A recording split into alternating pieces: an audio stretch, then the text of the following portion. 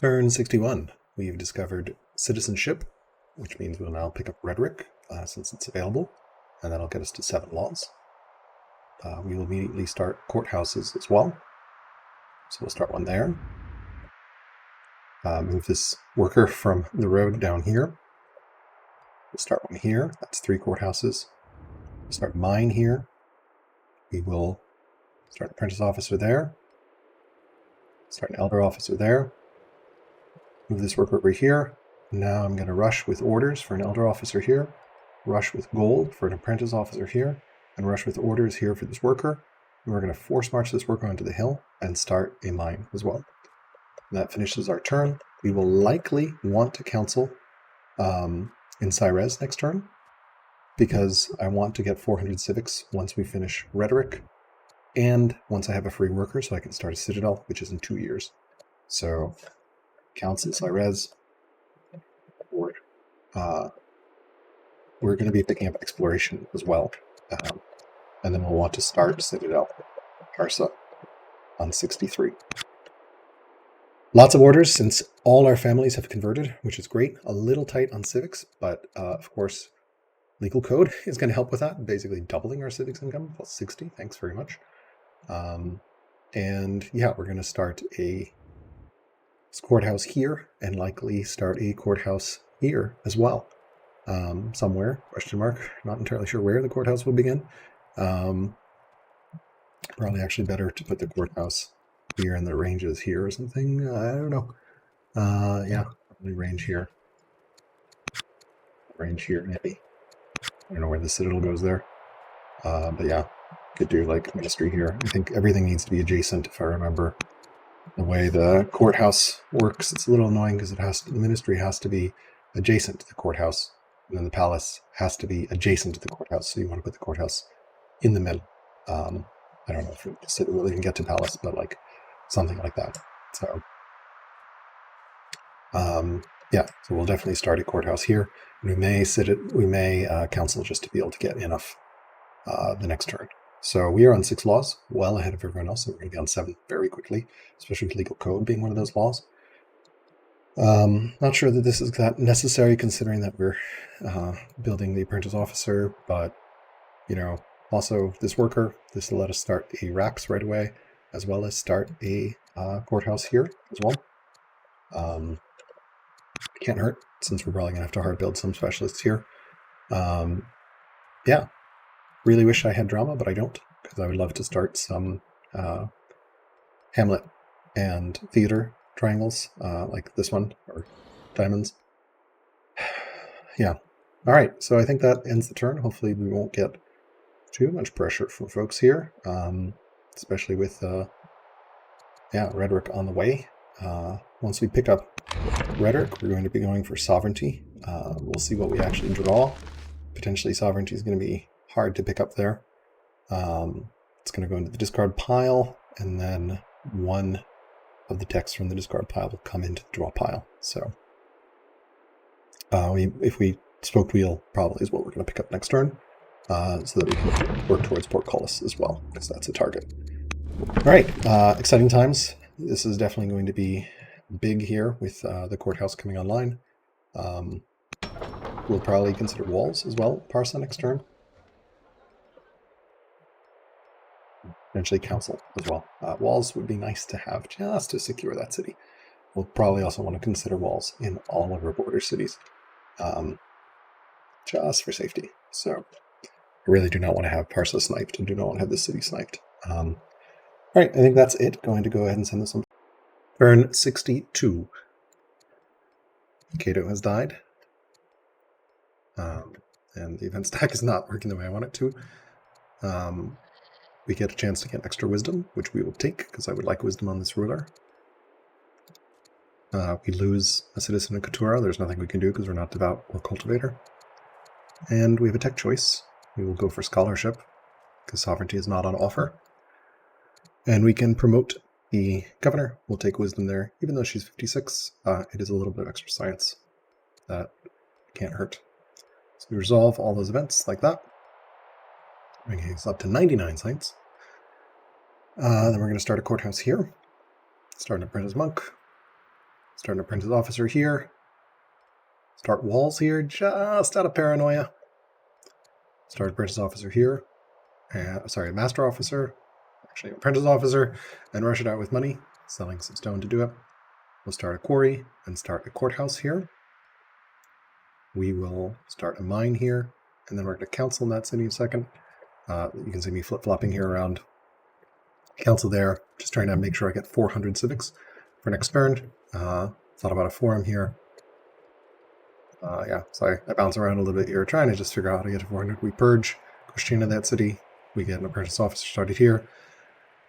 So, turns out I can't actually build the courthouse here because there's not 2 urban tiles, so I'm going to have to cancel this monastery, start it over here, so I can have the courthouse in between here. I'll put the 2 ranges here and a citadel there, so this is me reorganizing that. Just delays the monastery by a little bit, not really that big of a deal.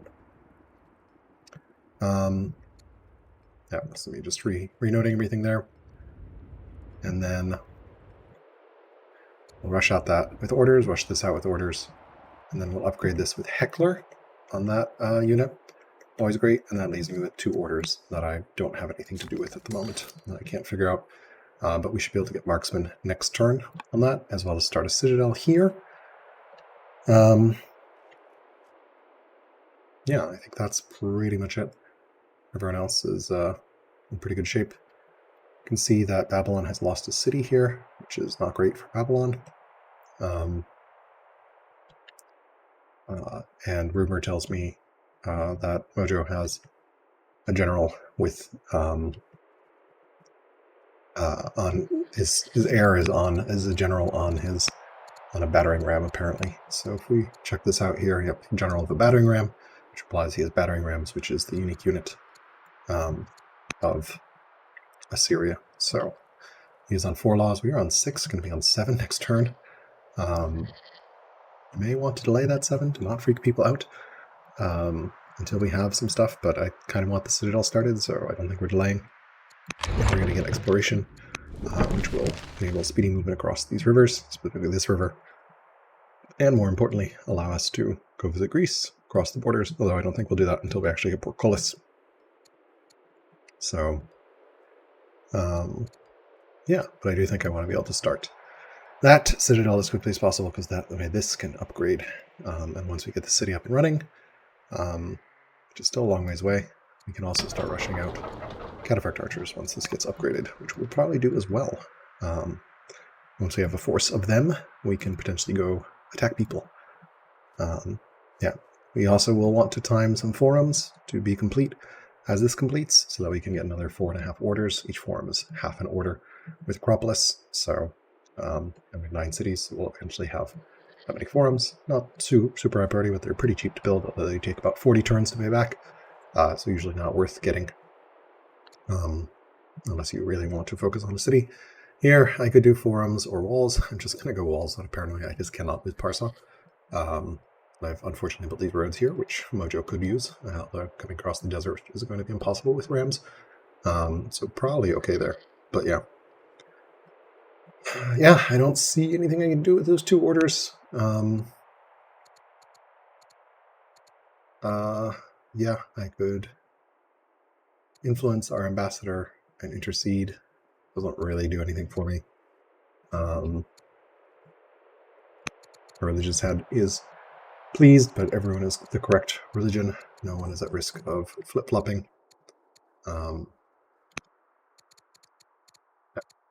Looks pretty good here. These guys are not at risk of flip-flopping. Probably will want to keep an eye. Maybe turn after next we check statesman conversions.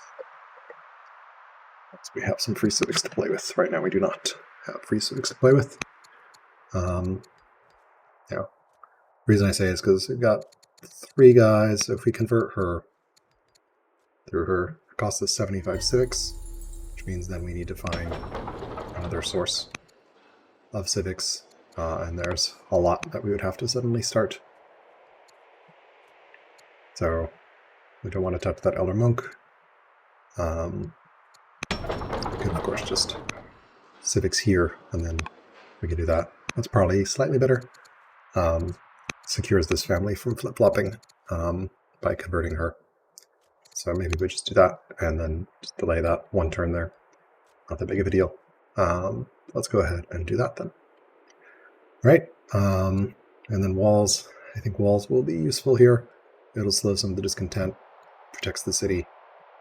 I definitely want to get walls everywhere else as well, especially Ortospana and Hatra to some degree, as well as Shiraz. The walls are going to take a long time, so we've got lots of orders. So, yeah. All right, let's go ahead and send this one back. Scholarship is 6 years away, so we will be targeting to start a library here. And really going for science here, and we'll probably also want a library somewhere here. Not entirely sure where. You may actually want to make, yeah, we're not doing Acropolis there. Make this a ministry. Make this a palace. Make this a library. Well, the problem is putting a library there. So we could do like academy there. Put the library here. And then save a spot for, because the university has to be adjacent to the library, which means university here. So, thinking way ahead, yeah, we can do that. That kind of works. Yeah, a bit of miscalculation here on city planning here on my part. Don't really have civics to assign to governors, and won't until I get all my laws up as well, but we can consider governors on 64 as well. All right, I think that pretty much concludes this turn, so let's go ahead and send it back. We should have enough civics to pick out exploration next turn, which will let us immediately start the citadel. So it's pretty cool. So yeah, see you next turn. Turn 63. We can upgrade the governor of Ortospana. We'll pick up eloquent there. We can also pick up our 7th law. We'll take exploration. And we can start, we upgraded this one to get Eagle Eye, and we'll get Marksman on that later. We will start a Stonecutter there. I think I started a Citadel here, not yet, soon will. We're going to go ahead and start a Hamlet here. Start that Citadel. Start a Stronghold here.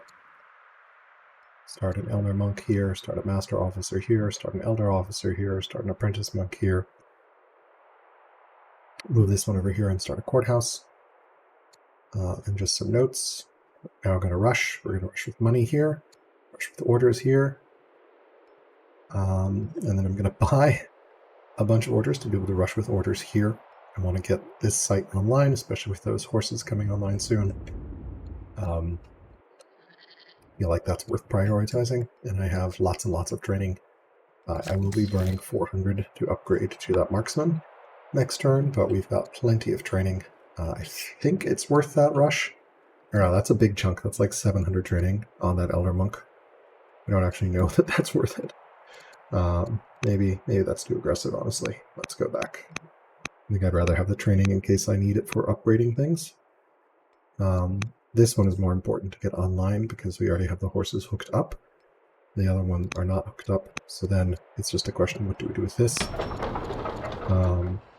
I think we just hard build this Elder Monk and just 9 orders. We'd like to assign Oxa Thres, the Orator, here, just because it's got Delver and a lot of civics. That will help quite a bit. So we've got that as a note next turn. We don't have the civics for it this turn. I think it's worth starting this courthouse. We'll eventually start a courthouse here. The statesman cities are just good to have courthouses in. We can just say courthouse couture as well. We can also get the specialists up and running for some additional training. Maybe we burn some. Yeah, we burn some orders there. We can get the apprentice monk online a little earlier. Uses those orders. Just use the orders where we have them. And we'll just hard build this monk a little bit here. Might consider rushing it next turn. We'll see how things go. Just don't really want to burn into my training queue, especially with training pool, especially with having spending 400 on marksman here next turn. And this one will just leave as is and just get it to get XP naturally. It already has marksman. I also want to upgrade both of those for 160 training, so yeah. We're going to go for getting double elder officers here. So this turn, next turn, elder, and then 2 more turns. So we should start Alton or Thostana, 67. And then here, the reason I'm getting a hamlet, I want to get another hamlet, and then an Odeon here, and then a theater here. Just to be able to boost the civics output, the culture output of the city, so I can get to Stronghold a little faster, to Citadel a little faster. That's part of the reason I'm going for this Elder Monk here. We already have an Elder Monk here, so this one's 22 years away. And this one is 36 years away, and we still need to hook up those horses. And then in the north, we see Mojo is attacking Babylon, and they are at war with Bilbat falling soon to Mojo. Yeah, so pretty okay here. There's nothing I really want to influence. Run, I think, is pretty okay. There's no one on the threshold of influence. We don't have any Zoroastrianism. We could influence the new Mankian head, but doesn't really matter. So should be okay. Mankianism has spread here as well, so we can once that monastery finishes in 4 turns, Manki Monas off in 67 or so. Yeah, and then I guess we have 1 order here, so we can, pick up combat, I guess. That seems probably the best of the choices. Might as well use the order and then keep getting some more XP here. All right. Seems pretty reasonable. Used all our orders, which is always great. Gotta love rushing with Orthodoxy. Kind of feel bad that we have it this game, because it was patched soon after we got it to no longer show up in competitive mode, but you do what you need to, I guess. So, yeah, we're going to keep using this to get stuff to Ortospana. So that should be pretty good. And, yeah, should get that ambition done in 3 years, which will be great to get some more legitimacy, which will get us some more orders. And just in generally pretty good here. Yeah, we are the only nation on 7 laws, so expect pressure here soon. But Mojo is not exerting pressure, and that gives us some time to get these upgraded to Cataphract Tortures, and then ideally get these up and running. Really do want drama at some point, but I think scholarship is a higher priority, as is sovereignty. And we can pick up drama on our way towards martial code and barding. So we will manage to get drama. Probably should have filled it in earlier, honestly, just because it does stack up quite a bit in terms of the turns it saves for culture. But like, I'd have to get Spoked Wheel, then draw drama. It's not worth it. I want to get scholarship first. And we've got great civics income here. All right, let's go ahead and send this one back and see how this resolves. Turn 64, we're going to continue building a stronghold here, which will get us these horses in some turns. We will get some more mines up and running, and that's all our worker moves. Then city-wise, we will start an elder officer, sell some stone in order to be able to rush that out. Start an apprentice monk there, start a forum there, start master officer, master monk, master officer here, elder monk. Now we're just rushing with civics. We upgraded that to marksman, and that pretty much ends our turn. I think I'm going back and forth as to whether I want to actually influence this merchant. I don't think I do. It'll pay itself off after like 10 turns or so, 12 turns, 11 turns. Trying to figure out who I would like to have tutor my heir. Probably the minister. Yeah, I'm not sure. We could intercede. We could basically get the minister to over 100, which will make tutoring cheaper, but of course that costs money as well, so not really worth it. I would love a high wisdom courtier, but I don't have a high wisdom courtier right now, so there's nothing I can do there. Meanwhile, in the north, Mojo has conquered the city. Do exploration, so I could go exploring, but I don't have coolness, so if I go exploring, I'll sort of be stranded in the water, and won't be able to duck in an agent somewhere. So for now, we're just going to chill. But yeah, that's pretty scary there, right at Babylon. Looks like Mojo also has some rebels, so that's interesting. Yeah, we'll probably start a ministry next turn. Surprisingly, had to buy food, even though food is super cheap. Just ran out of it because we're trying to do so many specialists. Our science is zooming ahead as well. We should start seeing some courthouses finish next turn and then get the ambition in 2 turns. Yeah, might as well get this monk up and running. And then here, it's 7 orders. I guess I could buy 2 orders, but like, what else is this city going to do? Would like do the world's slowest spearman or slinger, or like, I don't know. It feels like we can just slow build the forum. Could go elder monk. Let's see, what is that? Yeah, we have to buy the food, and then it's 11. So I think I would rather get the forum for just the extra orders from the Acropolis finishing. Might as well get those forums done where I can. I also assigned a governor here to speed this up a tiny bit. Could rush this, except for that's 9, so don't really see anything I'd like to rush at the moment. Nothing really worth rushing. 3 years for a forum, not really that big of a deal. So yeah, generally like rushing things that take a little more time. So all right, I think we'll just end turn here. I don't think I'm going to burn gold on influencing anyone.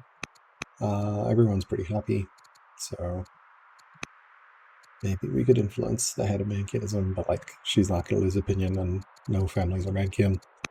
Everyone is very happily Jewish at the moment, with no risk of conversion as far as I can tell here. Yep, so we should be fine there. So no point burning civics to convert folks out either. We've got a good civics income. Master officer here. We're getting down to a 5-year Palton here. 4-year Palton, 5-year Cataphract Archer. So yeah, just all those specialists take a lot of food. So with exploration, we can actually get around here thanks to these. So you can use the neutral river, which is very nice. Really want to finish this road at some point, but do not have tempo to do it. Maybe this work will just come over and do, I don't know. We're going to definitely start a ministry next turn, because that's super, super important to get up and running. Yeah, so we may actually build I think we would just build the ministry there. Just trying to think of, do any of these wonders have adjacency requirements? Yeah, Circus Maximus has an adjacency requirement, and Pantheon has just Holy City. So we will probably want to save this for Circus Maximus. Pantheon can be built anywhere as long as it's in the Holy City. Colossus has to be there. Mausoleum does not have a... Yeah, okay. So just wanted to make sure we have all the... like, we don't have to destroy something to build Circus Maximus later, but that should be fine. Alright, so... Yeah. Very, very highly upgraded Palton Cab that will become a Cataphract Archer in a couple turns, and that's pretty much it here. I think we're just going to send this one back. Turn 65. Got 2 events here, like mother, like daughter on Zand. She gets intolerant, which is unfortunate. I'm going to start a farm here because I want to balance food and iron out a bit. And you can see Zand gets intolerant, and we have a choice of air education for her. For some reason we didn't get it last turn, not sure why. I guess my aunt died, and so she got bumped up into 4th in line, that's why. We'll probably have her go commerce, I think, because I'm unsure whether I want to go for orator or philosophy for my heir, and I'll decide in 3 turns. Here we're going to start a ministry immediately. Persia is now at 85 civics. We're going to start a garrison and then a stronghold when that finishes. We definitely want some more orders, especially if we do go for a philosophy heir, which I probably want to really boost science. Maybe should have gone for philosophy heir this ruler, honestly. I don't know. Definitely feeling the only 2 wisdom at the moment, so yeah. Anyway, so we'll get some of those garrisons up and running. Similarly here, we'll start another farm. Just want to keep balancing food a little bit.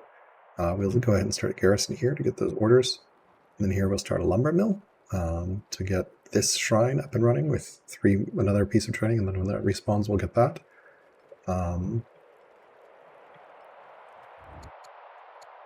Then here we start a master officer in Russia with gold, selling some iron and some stone to get there. Master monk, Russia with orders.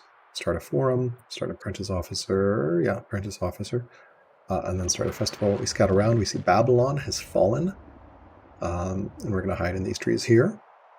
He's got a ram and a maceman, so that's terrifying. And we purge Christianity from the city, and that pretty much ends our turn. It spread twice. I don't remember seeing it spread here. And we can move over here and purge Christianity here as well. Okay, so that solves that turn, that issue. Didn't notice Christianity spreading that twice. Might as well keep it purged. They hate our guts, but it's okay because they're not in our cities. So yeah, so that is pretty much the turn. We will see if we can get some culture up and running in this city. Could also send our pearls or our salt to Frederik in exchange for another luxury, but I don't know that I necessarily need to. Oh, and I wanted to build the ministry here, I think. And then we'll do the palace here. The logic is that eventually I think I want to get hamlets up in this city.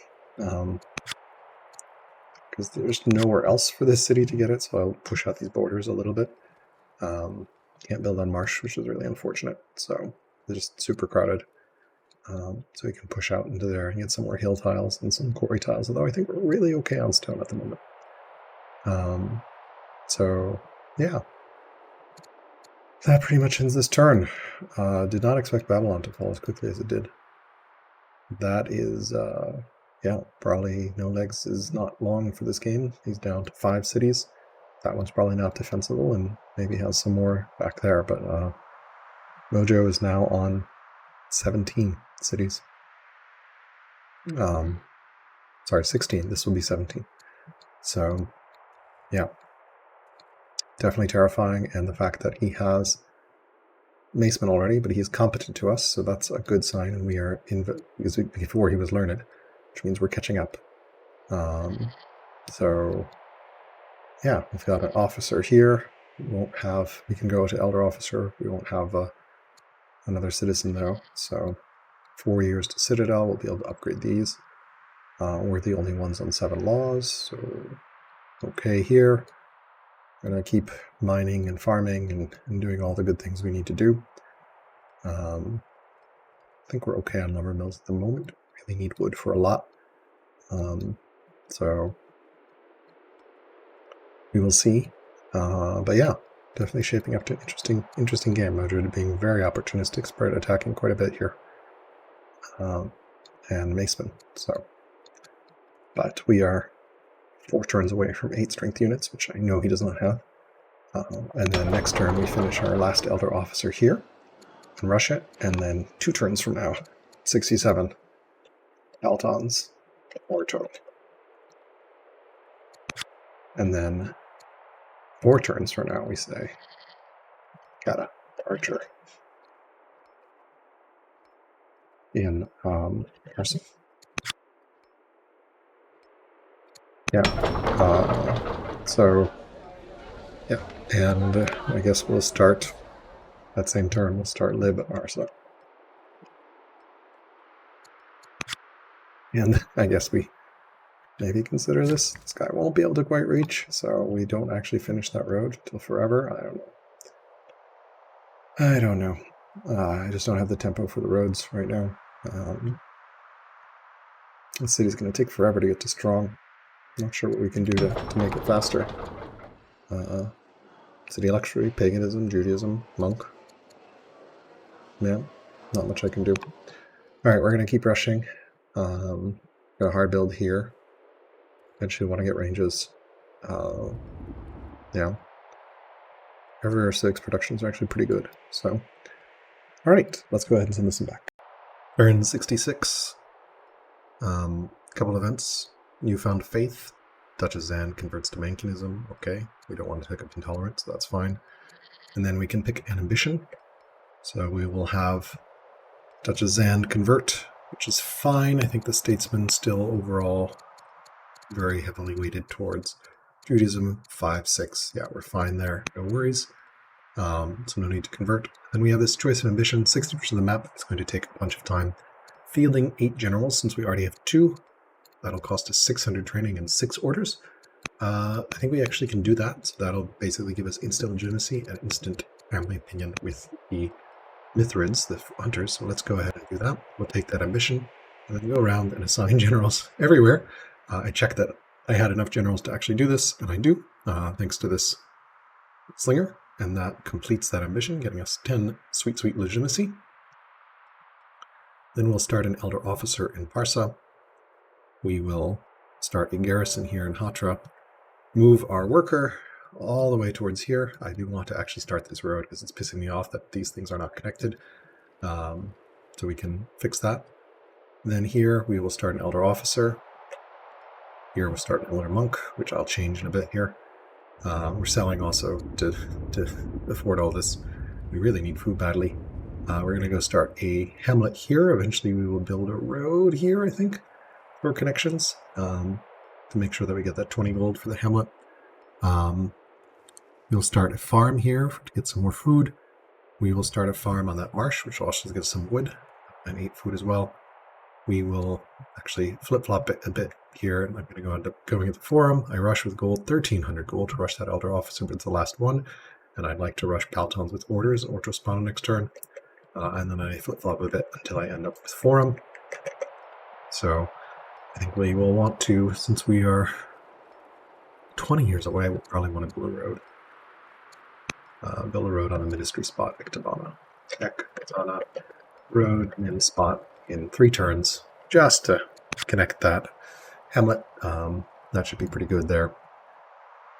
We can keep those generals assigned. No real harm in doing that. Still have lots and lots of training. I do have 15 orders that I have nothing I can rush with right now, which is frustrating a little bit. We could rush at Palton, but it's 19, and I'd rather save the rushes for Katas. And similarly here, we could rush a Palton, but it is 21, and I don't want to buy up to that. So we can potentially rush Palton next turn in Ordo Spana. So we'll just fill here with a forum. We could also just blink away at the Elder Monk. Probably better. I mean, I keep going back and forth on this. We're 2 years away from getting the citizens, so we can, I guess we'll blink away on the Elder Monk a bit, because we want to get that up and running fast. We are starting the garrison here, and eventually we'll do the stronghold there. No religious spread. Everything is fine.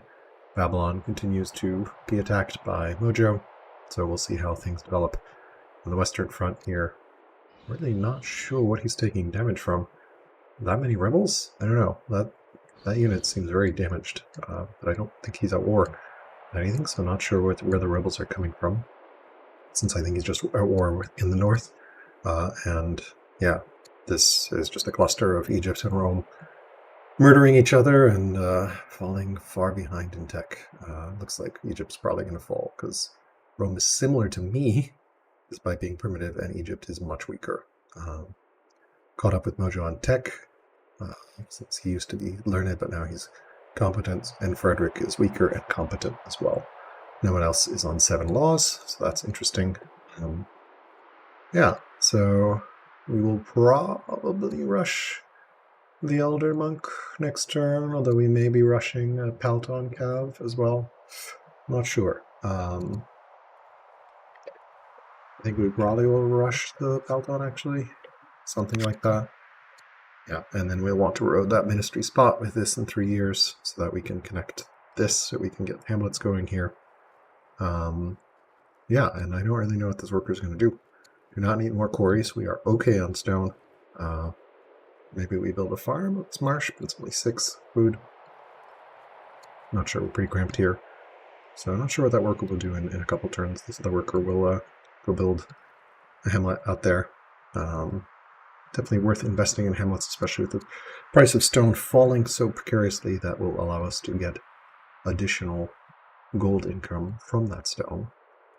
We'll probably farm this up until we get to strong, so that we can start a ministry here.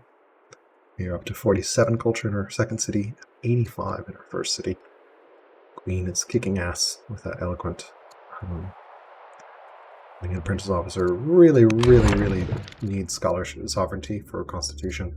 Got so many urban specialists at this point. Like, that's 3, 9, 11, 13, 17. That's 17 science we're missing out on. Not even before modifiers. So, yeah, I am going to pull this worker over because I'm going to want to be able to start the library right away, and I don't have a worker there. So, road Persia, that will also finish. That will also give this guy. Yeah, I think we put a hamlet here, and then Odeon here, and a theater here. Just less than ideal, but it works. And this guy will eventually get a farm up here as well. Just trying to balance all of our income. Yeah, this volcano is always great, because volcanoes give you additional adjacency to farm, as well as quarries. But I think we're okay on the quarry front. And all these specialists are taking tons of food. And in 2 years, we'll tutor. 2 years, we'll get scholarship. So this one will move over next turn here and start that road, and then come over here and start a library the turn after, because these guys are all going to still be busy. So we're going to have 4 workers in Persia. Super Persia, but that's okay.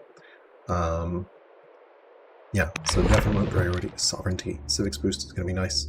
Definitely want to pick up ranges at some point. And then we go straight for barding once we have everything up and running. For Colis, maybe? I don't know that we actually need it that much. Could go no Colis, no spoked wheel. We will eventually need spoked wheel for barding, so maybe we pick it up. It's only 400 with science. We'll see. Yeah.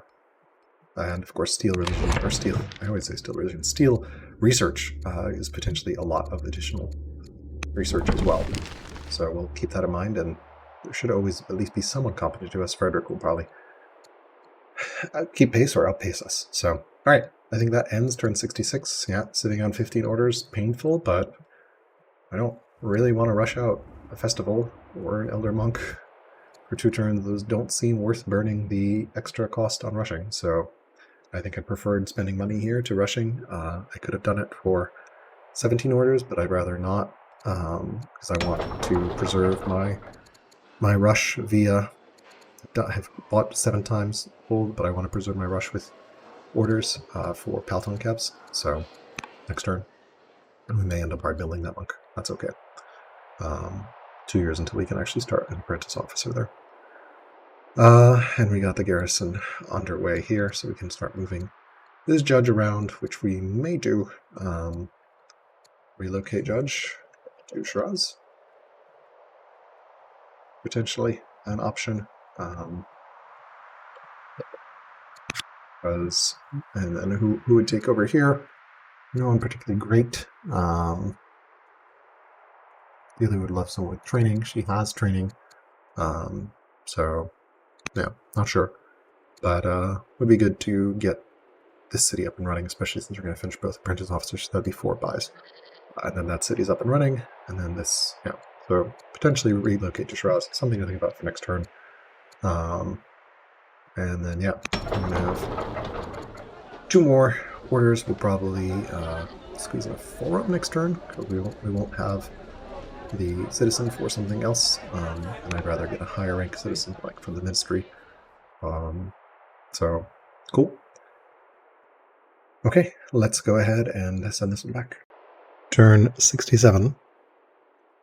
Got 2 events. One, to have our brother-in-law, who's a bastard, become a courtier. Family opinion is pretty good, so I can take the 40 opinion hit. And since none of my other tutors, potential tutors, have that much wisdom, it's probably worth taking him. And then the other choice is basically to have our religious head intercede on the governor of this city, which is also fine. Can't hurt to do that. It'll make her not upset, since right now she is just slightly upset. So I'm actually going to swap the judge over here and the diplomat back over there. And since I'm going to have that high wisdom tutor, I don't need my merchant to leave the general to tutor like I thought I would before. And I will start a monastery here from the Menkianist. So let's go ahead and swap those judges around. So now I have a judge here and a disciple there.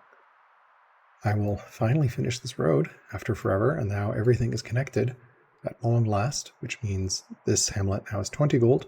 So you can see what that did to, we went from minus 122 to minus 96, which is really great. And we're going to start another hamlet here, so that we can get an Odeon up in this city, just to speed up culture a little bit. We will rush out a Palton Cav here, start a monk. We'll do a Palton Cav and then rush it out with orders. We will, I think, consider what we want to do there, and then I think I'll go back to actually start a forum. I'm not sure. Yeah, I want a forum. And then the thinking here is might as well get another monk running a little more science. We'll do an elder officer there, master officer here, and I think I flip-flop a little bit between that and forum. And then we're going to actually rush it with gold, and then we'll do a couple scout moves here. So Babylon has fallen. We can actually hide in the neutral forest, and that'll get us vision on the other side. We can hide in that forest and keep sort of going around and looking around what's going on over there. And I also promised Frederik I would return the salt from this city and offer it to him in trade. So let's go ahead and do that. I need 2 more orders, which I don't have. I'll just buy it with training, not a problem, because I don't want to really, there's nowhere else. I don't want the scout to be left visible, and I don't want to undo the entire turn. So that should be okay. And I will let Frederik know that I sent him salt, and hopefully he will send me fur back, which I can actually put in this city again, and that will improve culture a little bit, although the hunters may actually just want it themselves. So no worries though. I'll try to get it to that hunter city, but I might get the event where the hunters require it themselves. So next turn, we are going to rush with gold officer Shiraz. We'll do that on 68. 69, that's elder officer 1. And 70, that's elder officer 2. This will be done in 2 turns, and then a pasture will take 3 more turns. So 5 years total, and we have 4 rushes to do, so that's fine. In good shape there. This finally finished, so next turn we'll also start library. Marsa, because we're going to get scholarship, finally. So that's good. And then this can just naturally build that elder officer. It's the last one needed. Getting some nice training in that city. Would love to get some horses, but don't have horses in that city right now, but that's okay. We will try to rush Palton. Palton, Orto. I don't know whether that's going to be possible. The orders already are pretty expensive. It took like 21 or something. So we'll see what we can do here. We will likely start the second monk when this finishes. Second monk prof. And I guess 5 years, 72. And then go build another Manki Monas. If we can, we might want to reach Sadar. I don't think we can, so we'll probably just go to Keturah, and that'll be in 72. And then, yeah, just double checking everything. Pretty good. And yeah, we should remind ourselves to tutor Gorazim Go philo. I think I want science. It's going to be key. 68, I think. Cool. All right. That completes the turn, I think. Nothing much more to do. When we get a free turn, we will build that granary, but we do not have a free turn right now. 2 years in Citadel, so upgrade Paltons on 69. Hopefully that we should have 3, this will be 4 Paltons, and then we can rush out. A Cataphract Archer will have 5, so that starts putting us in play. So yeah, we will let Frederik know that we sent him some salt.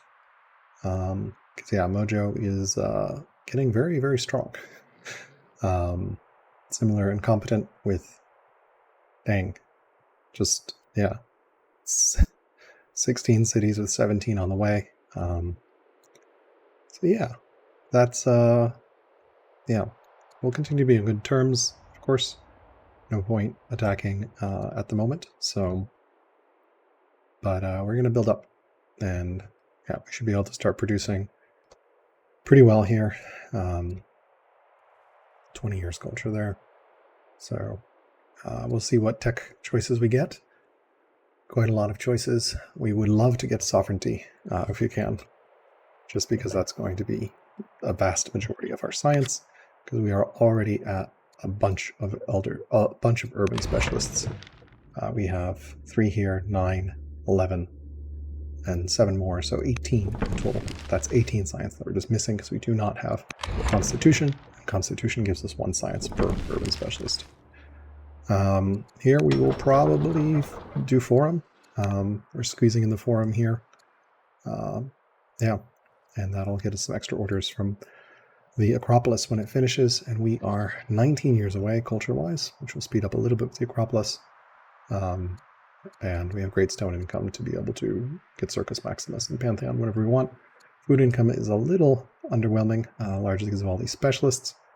And the Palton calves, fortunately, only take 37, but upgrading will be a lot of food, but we can always sell stone, and we are trying to prioritize food production now. I think that ends this turn, so I'm going to go ahead and send this one back. Turn 68. Let's go ahead and get compo. Can't hurt to get those officers early. We have a choice of education for our heir. We will go with philosophy student. We will sell a bit of stone here and tutor her with the guy who has the best wisdom.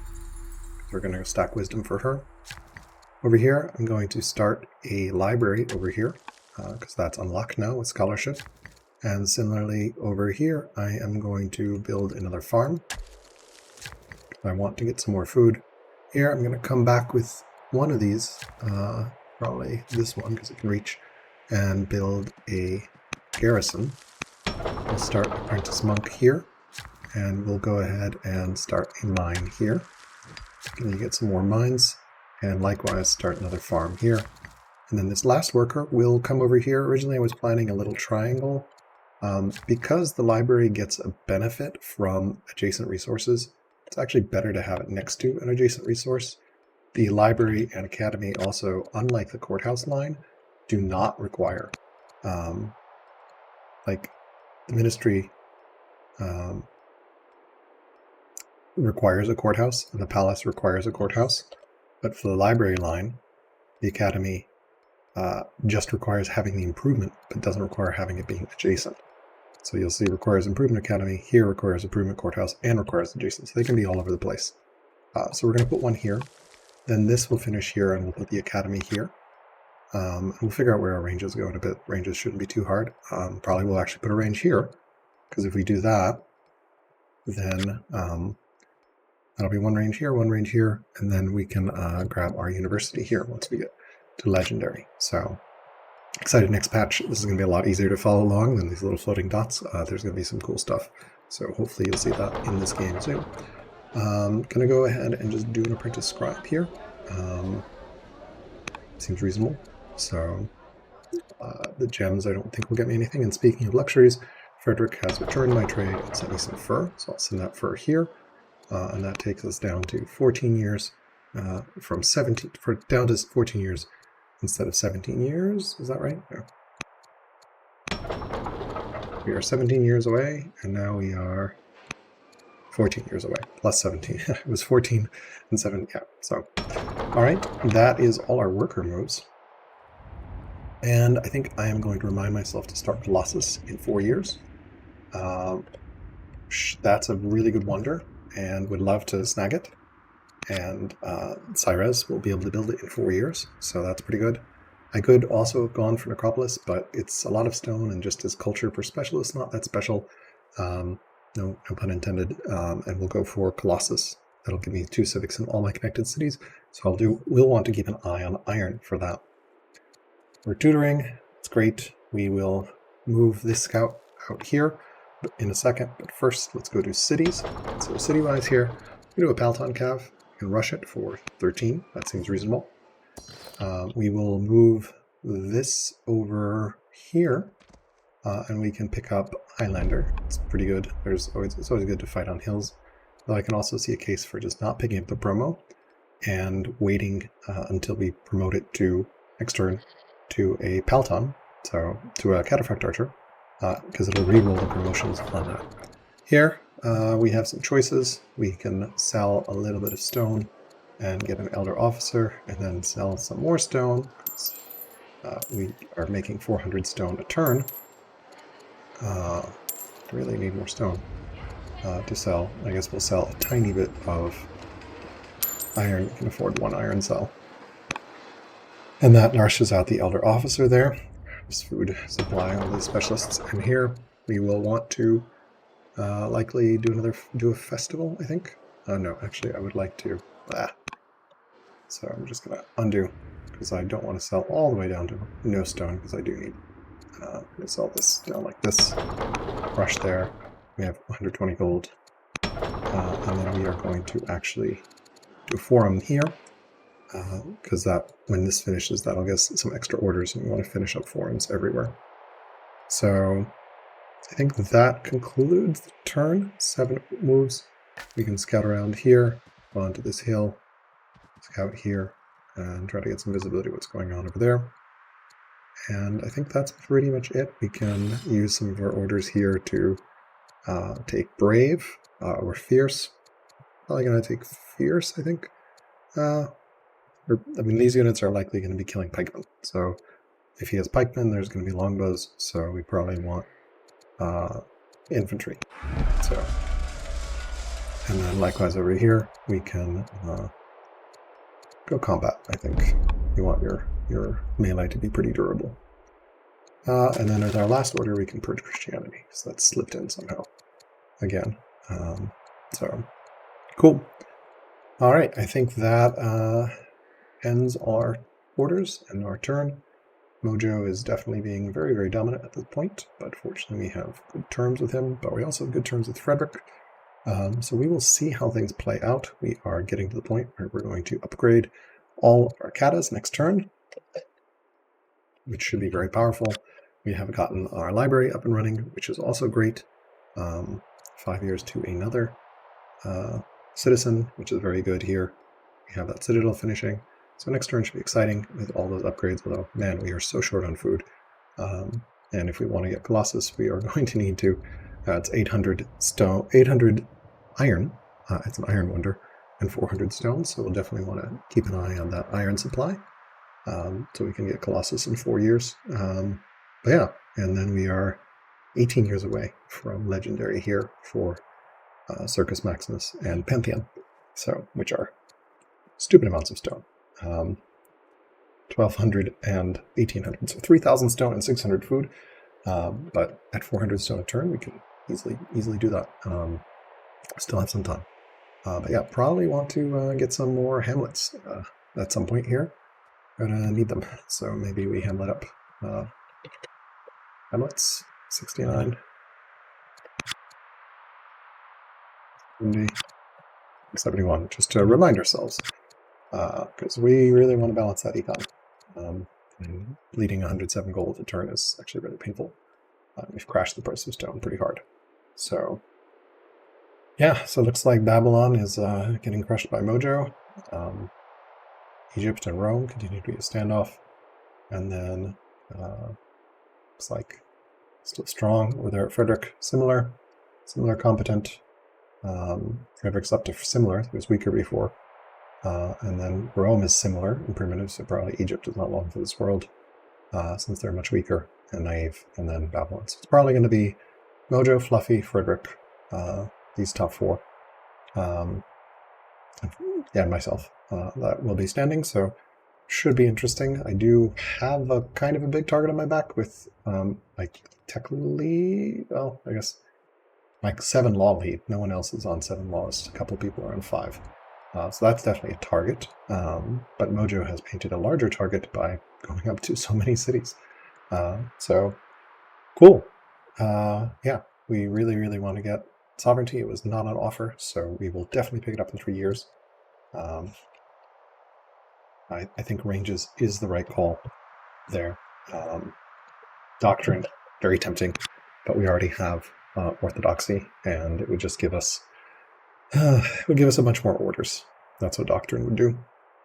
It's definitely worth a pickup as we pull up science, but I feel compo is a higher priority at this point. Doctrine is a nice to have. I think doctrine works out to like 12 more orders. But yeah, Constitution is not the highest priority, but it wasn't on offer. We're going to go get compo. That'll get us some ranges. Range probably here, and a range here. And that will unlock. We can build the academy here once that citadel finishes, and then get a university here with double, because I think each of them gets extra resource here. And then here we've got a library next to this quarry. Eventually we'll put an academy here, and then we'll figure out where the university goes. I don't see a really great spot. So probably should have been here, but fortunately put a stronghold there. So didn't plan it out. City planning, always so fun. All right, that is going to end the turn, and we're going to send this one back. Turn 69. Egypt has surrendered, largely because he has lost his remaining former capital, and now is down to just 2 cities, which we sort of expected, with Fluffy being primitive. Our Fluffy being similar to us, and StBlak being much weaker. No surprises there. We just finished our citadel, so we are going to rush out Cataphract Archer here. We also see here we have Christianity that spread, so we're going to purge that. The event is an option to get wisdom on the Duchess, which we will do. We will also get these horses up and running. We can pick this free upgrade here.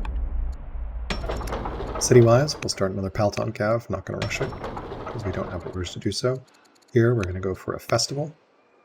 I'm also going to assign a Pathfinder Governor here to get both Builder and so I can start getting double orders from camps, which will help a little bit here. And he's also somewhat young at 41. So can't hurt to get double orders from those camps and also speed up building in the city, which I'll be doing quite a bit of. Over here, we can move over here and start a granary to get additional growth. We'll have ranges starting in 2 turns, so yep. And here I would like to have this worker build a road to connect our trade network here. And then I think that here we can festival as well. And here likewise we can forum, because I don't have the gold to rush out that officer at the moment. And that leaves me with exactly 1 order left, which I can use to upgrade something here. We'll sell a little bit of our stone and upgrade, I guess, our most highly promoted one here. And that looks like it will finish our turn. And yeah, so looking pretty good here. We can move this over and upgrade it next turn, and slowly upgrade as our economy allows us to do so. Yeah, so hilariously, Egypt AI is attacking an Assyrian city. And yeah, Mojo has popped up after taking Babylon, which has a wonder. Quite a number of points here. So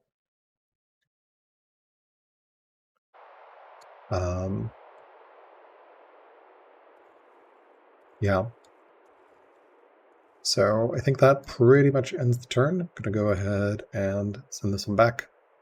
We definitely need to prioritize goal hamlets everywhere. Turn 70. Hamlets again, I think 71. Definitely want to start those ranges. Persia maybe, yeah. Ranges Persia 72 because we're going to have 2 workers finish then, I think. This worker can go start a hamlet somewhere. Question mark where? Maybe we expand borders one way or another. We could build a hamlet here. What do we have here? We wanted to build a road. Yeah, this seems a reasonable path to expand here. I don't know that we're necessarily going to need Odeons or anything, so yeah, maybe we could also go towards the coast. Not really sure. Yeah, could just start a hamlet here somewhere. We'll figure it out. All right, I think that ends this turn, so I'm going to go ahead and send it back. Hello everyone. So sorry for reporting post-turn. I forgot to do it while I was playing. So this is turn 70. Mojo has done very high damage. Took 2 of my cities, but most importantly wiped out my army.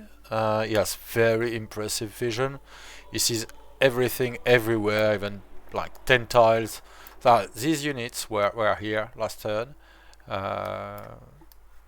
And he managed to find and isolate a spearman here. So I don't know how many scouts and agents he has, but it's very impressive. And he's getting to destroy me. So next turn, I'll most definitely hide the troops that remain that I cannot hide in cities in Frederik territory, since we're at peace, to try to hide that. But I've been well, essentially obliterated. So this archer I will hide in this city with the walker probably, and I'll move back my my ships next turn to try to establish an express connection toward Frederik's land in the north. Last turn I disembarked settler and walker to try to settle this site and moved my my ships out, but Mojo saw it and settled right this turn. So so yeah, essentially he sees everything everywhere. So my units got picked off wherever they standed every turn. Obviously with 2 rams he can take my city pretty expediently, so I'll have to see what I can do as damage, but I think I cannot do much damage anyway. So I'll have to get the hell away in Frederik's land. So Frederik is getting horsemen to deal with the rams, I expect. He assigned his leader, his hero leader as a general. His hero was a governor last turn, so yeah, a powerful governor, I would say. Eloquent and pathfinder with 8 wisdom in his capital, but he's now assigned on horseman, so I expect he'll be trying to launch a few offensives. Obviously I'm gutted and I'm completely out of contention for the game, but I'll try to be painful to Mojo if I can, but so far it hasn't succeeded at all. I have walls in Duathara, Borsipa and Uruk, but that's barely a delay against rams. I have walls in Dur-Kurigalzu as well. But yeah, that'll be it. So next turn I'll move back these units to the relative safety of Dur-Kurigalzu and keep moving back my ships to be able to essentially repatriate troops and even civilian units back toward Duathara and then back toward Frederik's terrain as well. So so yeah, we'll see what I can do.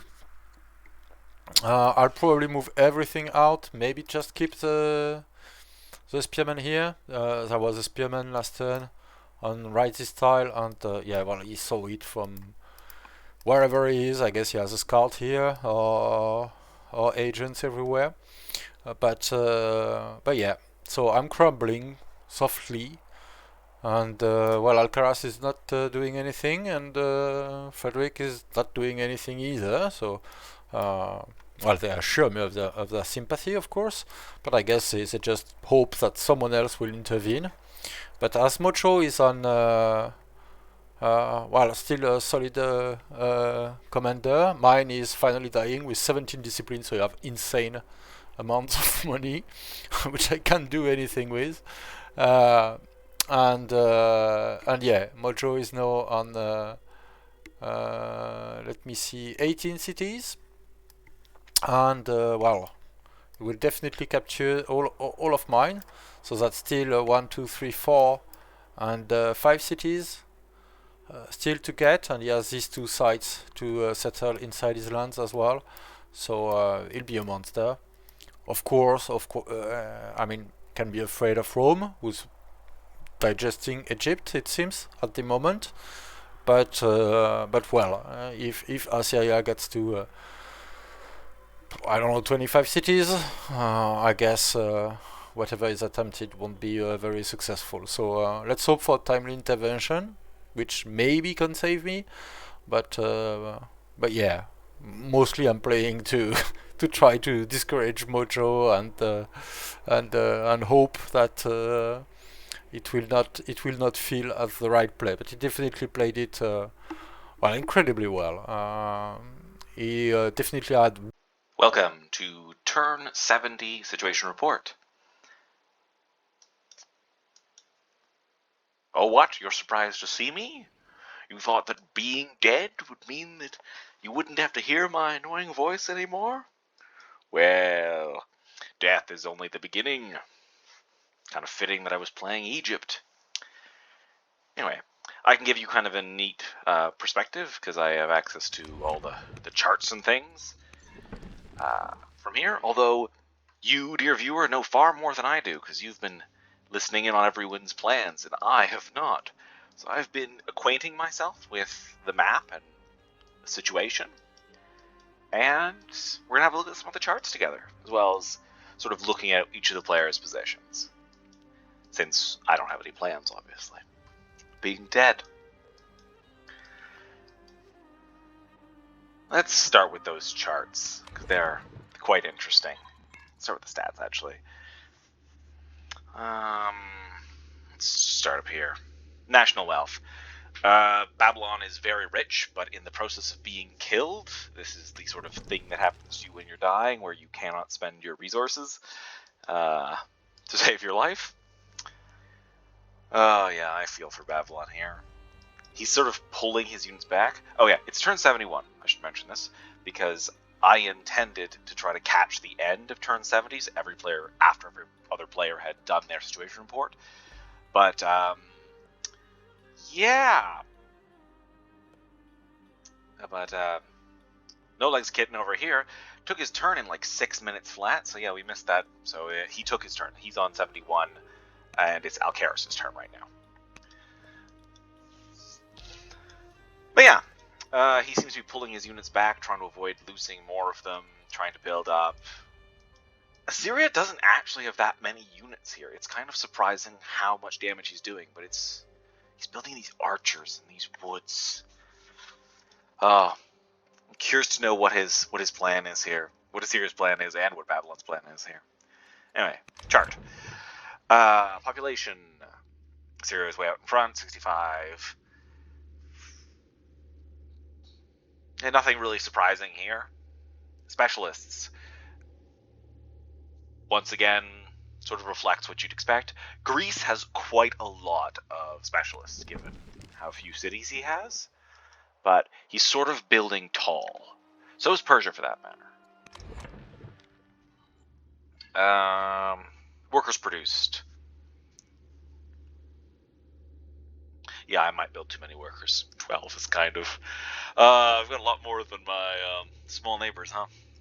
Military units produced. As you can see, Fluffy 35, Babylon 22, Egypt 21, Syria 16, Greece 16, Persia 11. Although Persia has been buying units with legitimacy, so his units are sort of inflated there. it's really surprising how few units Assyria has built, given how well he's doing. And that's because of this stat. He's lost 3 units. 3! What? Babylon has lost 23. How does that happen? What happened up here? How did it go that one-sided? How do you lose 23 units to 3? He must have lost some earlier in a war with Greece. I know that war happened, but Greece hasn't lost any. This is one of those stats that I don't understand. You, dear viewer, do understand, but wow. 3.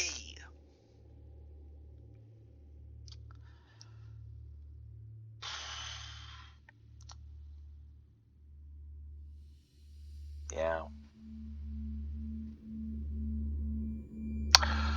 Camps cleared. Yeah, this is sort of the story of this game in that some players had more room to expand than others.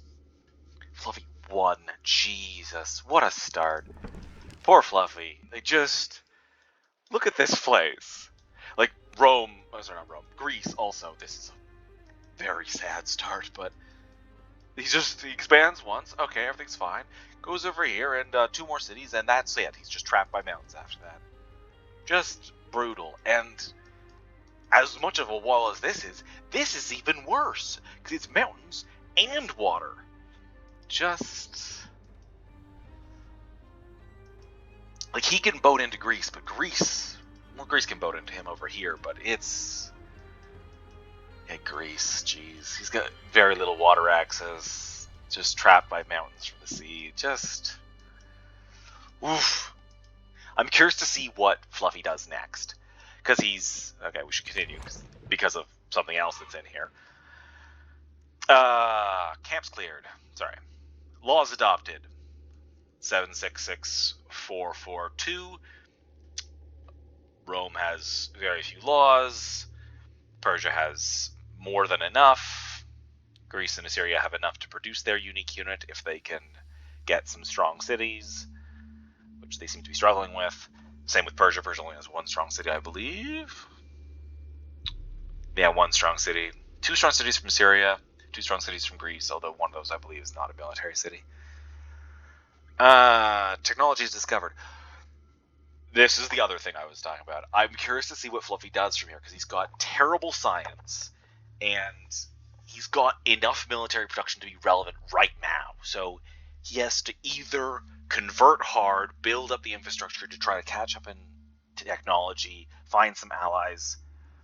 He'll have 8 cities with the 4 he's going to take from Egypt, but...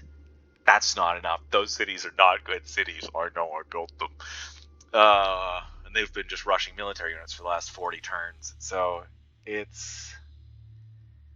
I'm really curious to see where he goes from here. I think he's just sort of irrelevant at this point, but you never know. Don't count him out. He is a very strong player. But I think the real story of this game is going to be Persia and Assyria. They're not ahead in technology. Greece is ahead in technology, but Greece is sort of pinned in the corner, and his position just sucks. Longest reign, having long-lived rulers is a huge help, and no surprise, Persia and Assyria, longest-lived rulers. Courtiers, again, courtiers very helpful. Persia's got quite a few of them. Ruins, no one's got any ruins. Improvements. Persia has the most improvements, despite having fewer cities. He's got 9, which is the second most of any player. Half as many as Assyria, but still, he is trying to build tall. And wonders. Fluffy controls the most wonders, which is padding his stats by a lot. He's got 6 points in wonders and only 10 from his cities, which is not where you want to be. Those Persia's numbers are getting a little bit padded as well, but yeah. Those are the stats and the graphs. Growth, as we can see here, Assyria has taken some of Babylon's growth here, and Rome has taken some of Egypt's growth, although not very much. Civics. What is going on here? How does he have 400 is wild. This is a wild amount of civics to be producing. When we look at one of his cities, you're going to see why. I love alcaras because he just picks one meme strategy and then just goes all in. So this is funny to me, but he's also got a what's it called? Eloquent leader who's helping a lot. Greece also has an eloquent leader, but you can see there. I think this is when the eloquent leader or the minute leader gets eloquent. It causes that jump there. Sorry, training. Training's very important. And to no one's surprise, Assyria is out in front. The players who are dying with none, and the players who are still in the game with some. Culture. This is something that seems to be really holding back almost everyone. In that all three of these players could be producing their Tier 2 unique unit, but don't have cities to really do it in. So they seem to have taken off here. That's maybe when they realized it was going to be a problem. This is when Rome takes the pyramids, I believe. I believe that's what happened there. Let's see. Happiness. Yikes. This is the downside of having a sprawling empire. He's got happiness issues, but happiness isn't that big a penalty, and his happiness malices aren't actually that big. It's just he's got a lot of them. In that his cap's at 4, 3, 4, 2, 2, 2. He's got a lot, but they're not very high. Like if we look at Rome over here, it's at 6. If we look at Greece cities, there's a 5. And there's 5 over here, 5, 6. Yeah, Rome's got a lot of unhappiness built up from rushing units, I think. Or rushing specialists, maybe. I think it's probably rushing specialists, which is causing this unhappiness. But he's got so few cities that it's not hard for him to keep his overall happiness controllable. Persia also has quite a bit built up. The game has to go a really long time for this to matter, but it could happen. Science. We mentioned this before. Greece has a ton of science. Persia's got a lot. Assyria is keeping up. He's not focusing on it like these two are, but he's still keeping up just from having a lot of cities and these cleric cities. It's sort of that classic thing in these sort of strategy games wherein the clerics are strong enough to make a tall strategy work if they're focused on, but any strategy that works tall works better wide. And that's what Assyria's doing here. He's just got these cleric cities, which have basically nothing in them, except for a temple here. Or sorry, a monastery. And that's enough. That is enough to keep him up in science, just because he has so many cities. You've got 5 cleric cities all with a monastery? No, this one doesn't. So only 4 cleric cities with monasteries. Most of his cities are champion. Oh, no, it is 5. There's one over here. I was looking. He's got a slant towards champion cities. I imagine that's because he's trying to prevent cities from being retaken. Same as Rome taking this city and making it champions. I was expecting him to make it landowners just because it has so many farms, but he was worried about it being retaken, which it probably prevented it from being retaken. So, the right decision in the long run. Back to the graph. Graphs. Science. Yeah, that's not very good. But we'll see. We'll see what happens here. I wonder what caused this dip.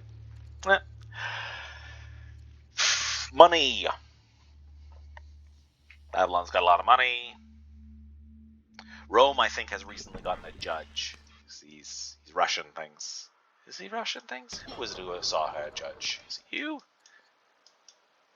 No, I guess not. Is it here? Yeah. These Russian officers. That's where all his money is going. But Good stuff. Good stuff.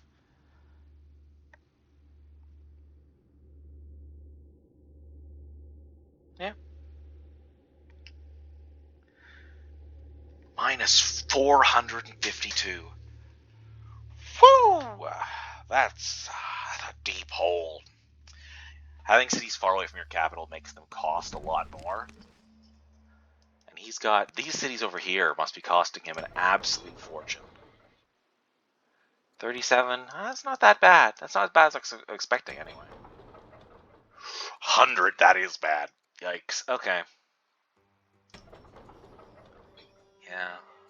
He's just got so much land. And this city, like, when will this city ever produce 37 gold in income? It's got a mine. That probably breaks even. But, yeah. Big empire. I'm really curious to see whether he wins the game. Whether this sort of sprawling, very aggressive strategy works in multiplayer. I tend to imagine that it just results in you getting ganged up on. I believe that's what Persia thinks is going to happen. I will finish the graphs, then I will talk about the positions. I keep getting distracted. Where was I? Money. Yes. Orders. Persia has the most orders. Surprise, surprise. The fewest orders is Babylon. That's probably why he's struggling so much in this conflict. Assyria is keeping up. He's just got a lot of cities to help with that, and a religion which gives him a little bit more. But yeah. Orator is keeping Egypt up here despite having very few. Actually, Orator I suppose is not keeping him up. It must be like legitimacy or something. Where are all these orders coming from? Egypt? Rate. Serfdom. Legitimacy. Yeah. Babylon must have lower legitimacy? I'm not sure. Is there a malice? Does his leader mourning or something? I gotta alt click him? No.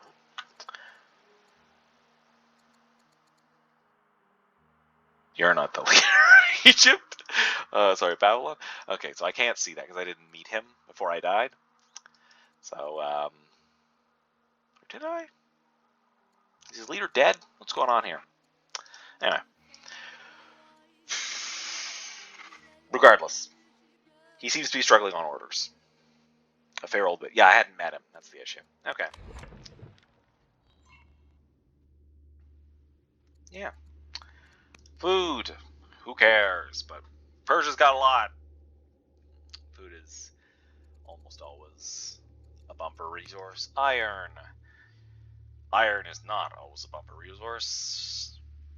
Rome has a lot, but is spending it. So is Persia, I imagine. Assyria has increased rapidly recently. Stone.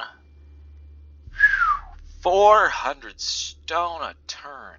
Damn. 400 stone and, like, what was it? 400 civics. Man, this guy can just, like, throw down all the wonders he wants. Wood. Wood is just the silliest of resources. Yeah, Babylon still has a lot, but as Assyria captures his cities, that's going to switch over to Assyria.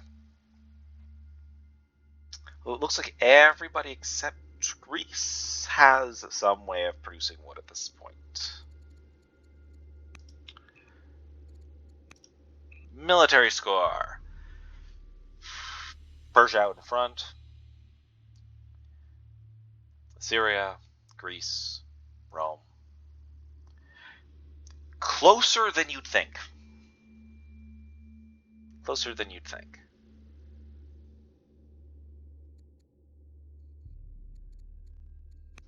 Territory owned. You can kind of tell that by looking at the map. Territory explored. Resource prices. Someone is selling a ton of stone. Maybe that's Persia. So much production. As we can see, the food prices are down in the dumps. Victory points. Oh yeah, this is when he finished Ishtar. Boop. Got all his cities up to developing. Now he just needs to figure out a way of getting them to strong. Family opinion matters not at all anymore.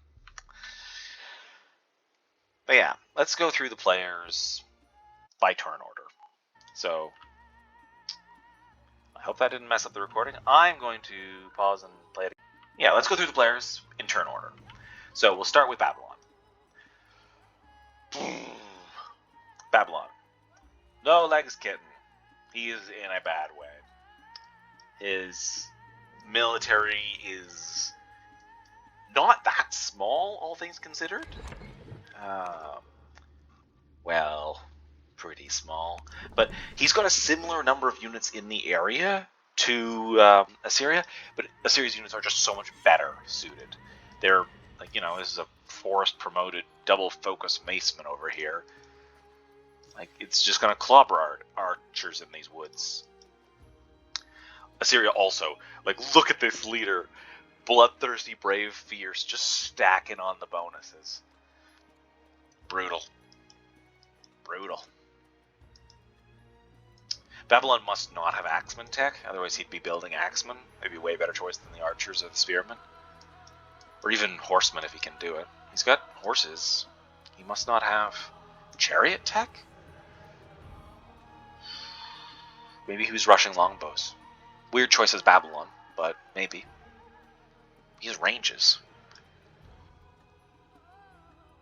I wonder what his tech tree looks like. This is one of those things that I cannot see in observer mode, and that you guys have already seen. So you know what's going on with his tech tree, and I don't. I wonder whether he'll lose Urk next turn to these rams. He doesn't have any other units to follow up. Well, can this chariot reach there? Not quite. He'd have to force march it. So probably not. He's probably good for now. When I died, I looked at the map, and I saw that there was a Babylonian settler over here. I wonder what happened.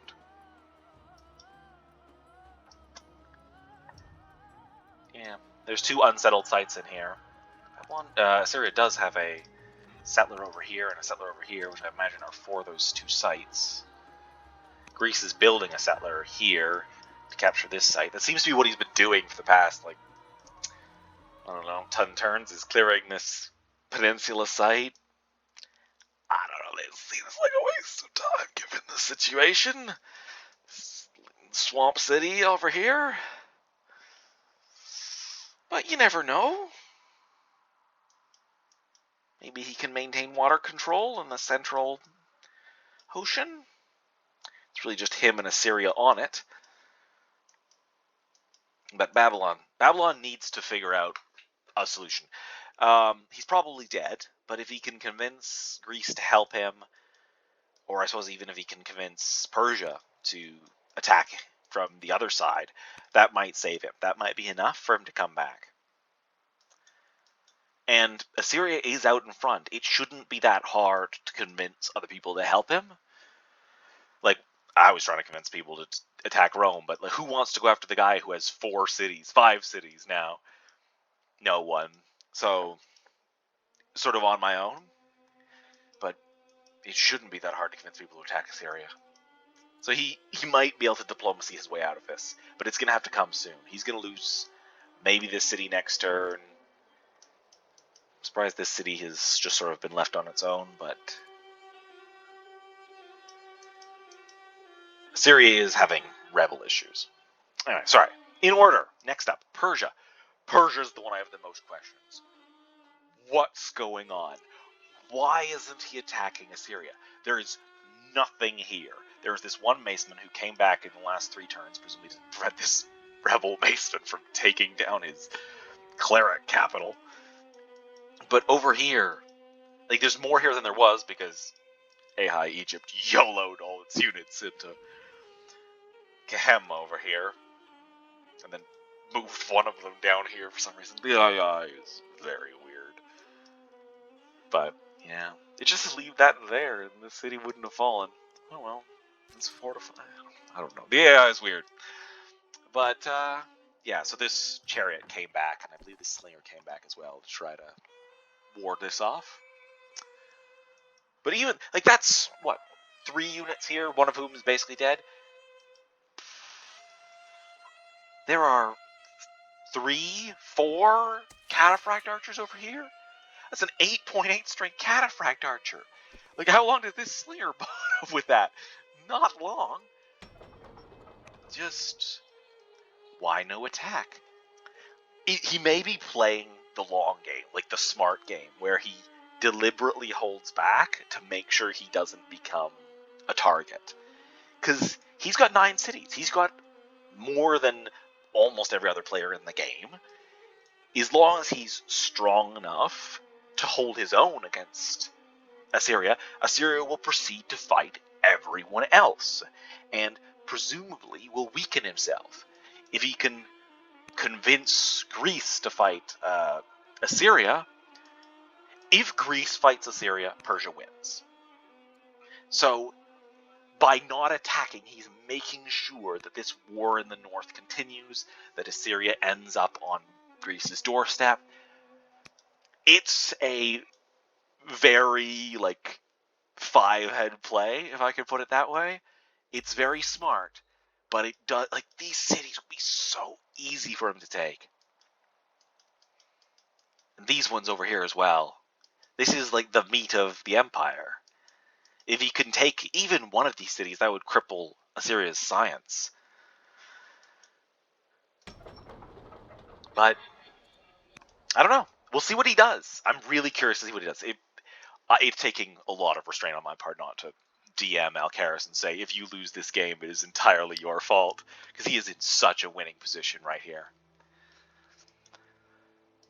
His military is vastly stronger than Assyria's.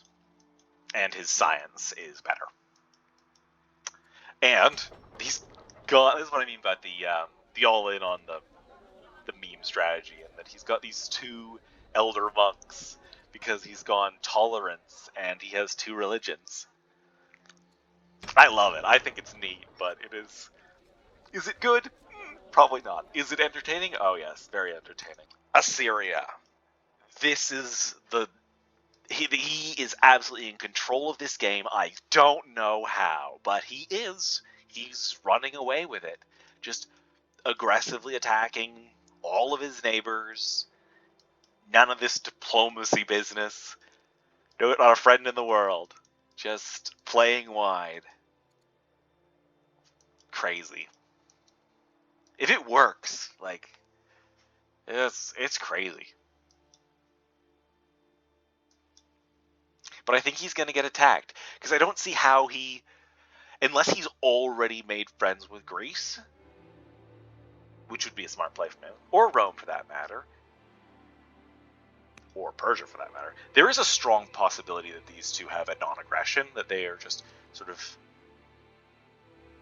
pretending to be hostile for diplomacy's sake, but are actually cooperating. If that's the case, this game is already over. They can just declare victory at this point. It's not... There's no one who can stop this alliance. But assuming they're not, because we assume that there's some amount of gameplay left, I don't know how this resolves itself. I don't know how Assyria defends himself when Persia eventually does attack. I don't know how he defends himself if Rome attacks him. I don't know how he stabilizes anything if Greece decides to help Babylon. But I don't know how he's gotten this far. He's got 16 units, but he's murdering his way across the globe. He's doing very well, and I'm interested to see what he does. Fluffy, Rome, poor Fluffy. Just, what a start. Just a horrible start. Yeah, this donut is sort of the 3 of us over here who had no room to expand, and then the 3 over here who had lots of room to expand. Especially Persia and Assyria. But, yeah. He's going to get the 4 cities from Egypt. One of them has a wonder. That brings him up to 3 wonders. He's got 3 wonders. He's got the Abaddana. He's got the pyramids, which should be able to get him up to 4 laws relatively quickly, even with his subpar civics generation. How much civics he got? Yeah, 88 a turn. That's, a law every 3 turns. A little extra. Law and half every 3 turns. Yeah. He should be able to catch up, assuming he has the tech tree unlocked, which is his science is not doing so hot either. So I don't know. He as I said in the last set rep, he needed Egypt to be dead 20 turns ago. It took too long, as the early wars always do. They always take too long. But maybe he can do it again. Maybe he can boat. He's got total control of this sea, so perhaps he can boat into Greece. Greece can reinforce this pretty easily, like if a horseman can get all the way down here. But perhaps he can smash his way through Greece. Perhaps if Greece and Assyria start fighting, then he can smash his way through Greece if he's allied to Greece. Allied to Assyria. If he makes friends with Greece instead, perhaps he can strike at Assyria when Persia attacks and try to get some of this. I don't think he'll die, but I just don't know how he claws his way out of the science hole he's in. I fear that he's just going to be a backward, irrelevant power for the rest of the game. Greece sort of has options, but they're weird options. Greece needs to pick a friend. Greece can't win this game solo, so it needs to find an ally. And its choices, as best I can tell, are Assyria or Babylon. If he's going to ally Assyria, then he needs to start killing Babylon and get some of these cities. If he's going to ally Babylon and help him defend himself, he's got to get on with it. If he's going to ally Rome, that's a possibility, I suppose. I do recall that when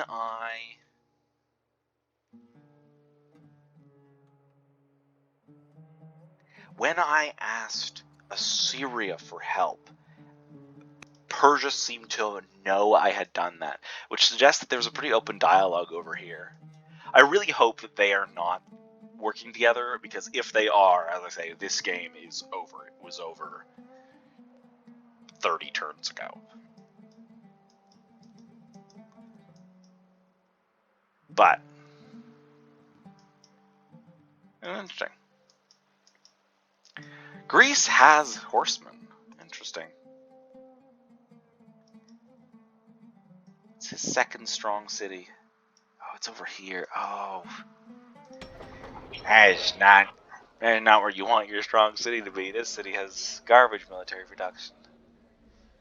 He's working with Christian disciples. I was at first baffled by this, but it seems like he's gotten some Christian spread up here, which he's going to use to get a religion going, which will help him. So much of his strength is based out of Pella here. He's really making the most out of the sages. I tend to think sages are quite weak, but he looked at this start and said, I've got a terrible start, but I can build a lot of specialists. And so he is. Man. He needs a friend. He needs a friend. So does Rome, for that matter. Be interesting if we see Greece and Rome buddy up, or even Greece and Babylon. Greece and Babylon would make a good team, but I think they fought an early war over one or another of these cities. I don't remember. I don't know. I wasn't privy to it. It doesn't look like anyone's captured anything. Yeah. But if fought an early war, so they probably don't want to be friends. Although it looks like they've got a peace. Greece has. I have to go over to Babylon. Babylon has peace with Greece, so that's why he's putting his units in Greek territory, try to keep them safe, where Assyria can't get to them. It's funny. I suppose that is a way of keeping them safe, but then what? Then you just lose cities. I suppose this is a way of building up the troops and then counterattacking. Sort of what he has to do to survive. But what does Greece do? If Greece isn't going to kill Babylon, Greece should help him hold off Assyria. Or this should go off. Persia's got so much up here and there's just nothing holding it back. So if Persia wants to save Babylon, he can. But if Greece wants to save Babylon, he can. But it doesn't look like anyone really wants to. It's really interesting in that I would have assumed this aggressive style would have got you fighting on multiple fronts, but it seems like he's managed to intimidate Persia to stay at home. He's managed to intimidate Greece to stay at home. He's managed to intimidate Rome to stay at home. He's sort of, despite having nothing to defend himself from most angles, the posture is so strong that people are more willing to just let him kill Babylon than they are to wade in. Maybe that'll change, but it's certainly interesting. If I was taking bets, Persia wins this game, for sure. Anyway, that's been the situation report. You've heard me talk for 20 minutes. I hope I think to edit this down to only my poignant thoughts, but if I don't, I'm sorry. See you in 10 turns. Turn 70. Got a couple events. We can have Zoroastrianism spread, which is fine because that's our religion, and then we'll have a new governor there. We can rush out a cataphract archer for 28 orders, so we're going to go ahead and do that. Probably won't be able to afford to next turn, but so much the better. We probably want to delay anyway to start ranges here and this worker as well, so might as well not make those worker moves. We'll resolve the events, and we will assign a governor here. Her, because she has 5 charisma as a judge in case we want to buy any specialists there, assuming we fix our money situation. Here we're going to start a stronghold for additional orders. Here we are going to start another stronghold for additional orders. And here we're going to heal this worker. Probably will build a Colossus here in 3 turns or so. We will start a stronghold here, and then here we will start a farm, and then with our last order, we will upgrade one of our Palton calves into a cataphract archer. That concludes that turn. Mojo is now on 33 points, so he's 19 points away from winning. He's fighting off the Egyptian AI here, and we see some Egyptian stuff. Rome has conquered almost the last Egyptian city. I guess it's over. I don't know where it is exactly, the last one, but this is the next to last one, so we may have to deal with Rome here. Some diplomacy have chatted with him, and he plans to sort of consolidate, try to catch up on tech. I'm thinking of how to attack Mojo. I will keep upgrading cataphract archers, just because I feel like he's going to run away with the game at this point. But need to strategize when the right moment is, and definitely want to stay on good terms with him as long as possible. He does seem to have rebels, which is interesting, and Babylon is still fighting, though Egypt has surrendered. Rome also has a new ruler who is a hero, a swift hero, which is kind of terrifying. So definitely don't want to fight against Rome, especially with that hero. Mojo is still on his super strong commander, although he is aging, and His heir is a 2-year-old, so who knows what that will be. Frederik has a eloquent hero with a scholar lined up with 4 wisdom. So, all right. Yeah, we are trying to balance our money situation. We'll definitely want to start more hamlets, but orders are priority first. I think that's pretty much it for this turn. We will now go into a sit rep. So, all right, that ends turn 70. All right, the turn 70 situation report. So we have continued to build up our military, as well as research tech. So we discovered citizenship, rhetoric. We are now in 7 laws. Then we discovered scholarship, and we are a turn away from discovering combo. Tech-wise, we are targeting sovereignty, because we really want constitution. And then we are likely on our way to barding, potentially picking up portcullis as we go along, and potentially picking up doctrine as we go along, since we've got combo. So, we have succession secured with the princess. We don't have any ambitions. We've completed 5, so we're pretty good on legitimacy. Families are all happy, though the statesmen are starting to get somewhat low. 264, as are the hunters. So that's not great. We'll need to figure out how to solve that. We are getting a lot of discontent from kicking out Christianity as well as rushing things here. We are on 7 laws. Exploration, slavery, centralization, serfdom, monotheism, orthodoxy, and legal code. We haven't had a chance to move around with exploration, largely because we have been using our orders to rush, and because we don't have portcullis, so we can't form agents, so we just would be stranded there. Wonders-wise, we are finishing the Acropolis in 2 years, and likely starting the Colossus in 3 years, and then probably storing stone in order to have enough to build the Circus Maximus and the Pantheon in 16 years.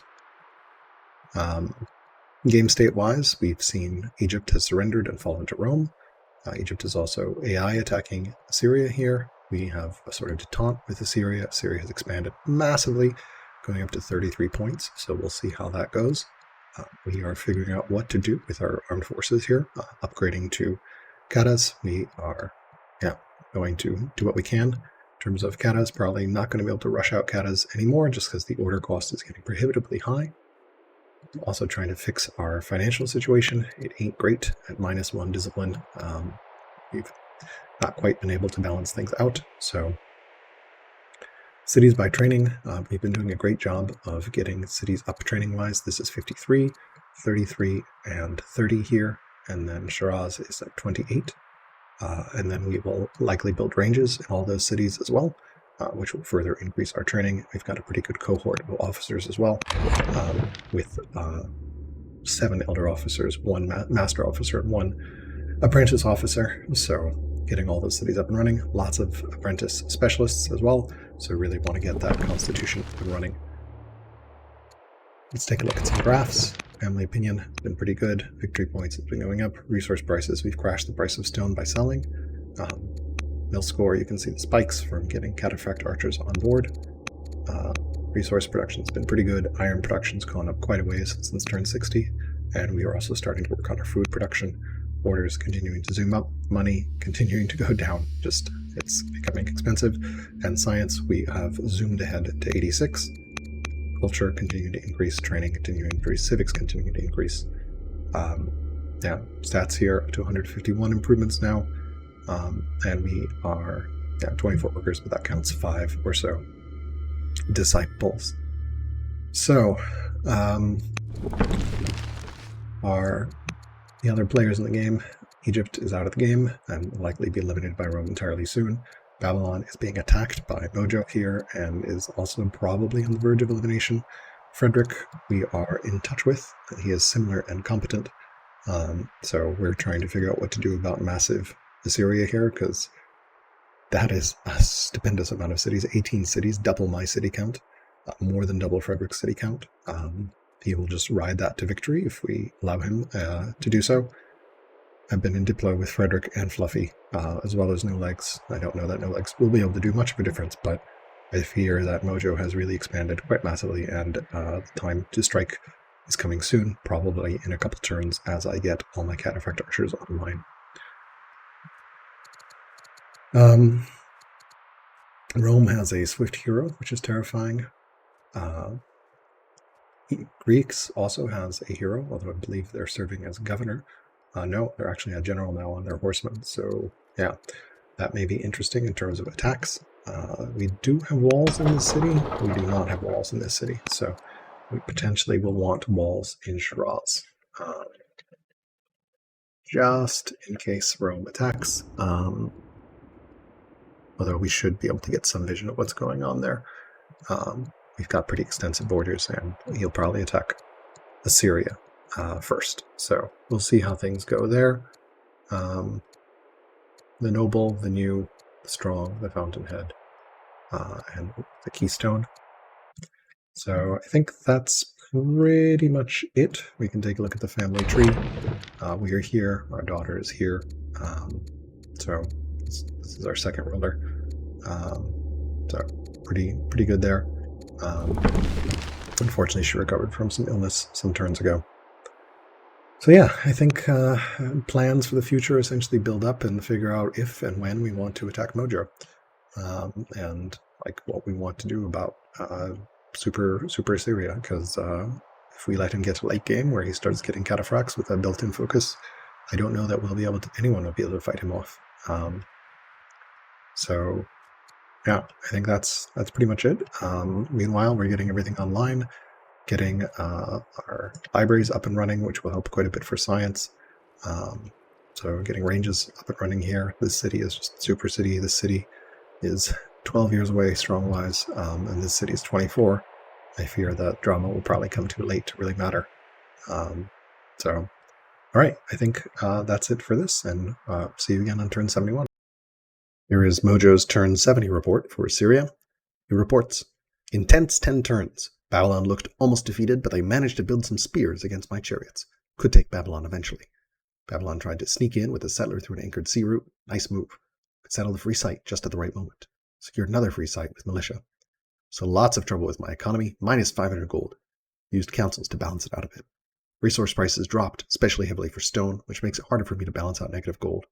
Egypt is attacking me instead of Rome, who attacked them. Should have made peace with them. Decisions. Focused 2/3 of my orders to keep pushing against Babylon. Used tolerance to use Judaism to my advantage. He got an event that gave him orthodoxy as an option. Took it despite the gold cost to be able to switch to tolerance for only 250 civics. Future plans include building hamlets, treasuries to solve the gold problem. 2 rams ready to fight the next Babylonian city. And heading to stirrups to update my chariots. Risks. Gets more likely that Rome will attack me since they opted for another hero leader. Persia still has an informal truce, but they don't bring forces to the Roman front. That's inconsistent. Since I'm point leader currently, psychologically speaking, I now have full attention to those folks. I guess won't win this eventually because I will not be able to hold 2 fronts. Here is the Babylonian leader with that 17 discipline. And here's the Assyrian leader. See that minus 500 gold a turn, almost very, very painful. 116 science, 110 civics, 44 orders. And he has taken Babylon and is continuing to occupy Babylonian cities, potentially leading to Babylon's elimination here. Military scores up to 3126, growth, civics, training, culture, science at 117, money, orders again at 46, food, iron, stone, wood, total population, 16 military units produced. Here we see the Egyptian attack, Egypt's attack on Chem, which I find personally hilarious, considering Rome is taking their last city, but Egypt's AI is like, nope, we're going to go take revenge on the Assyrians.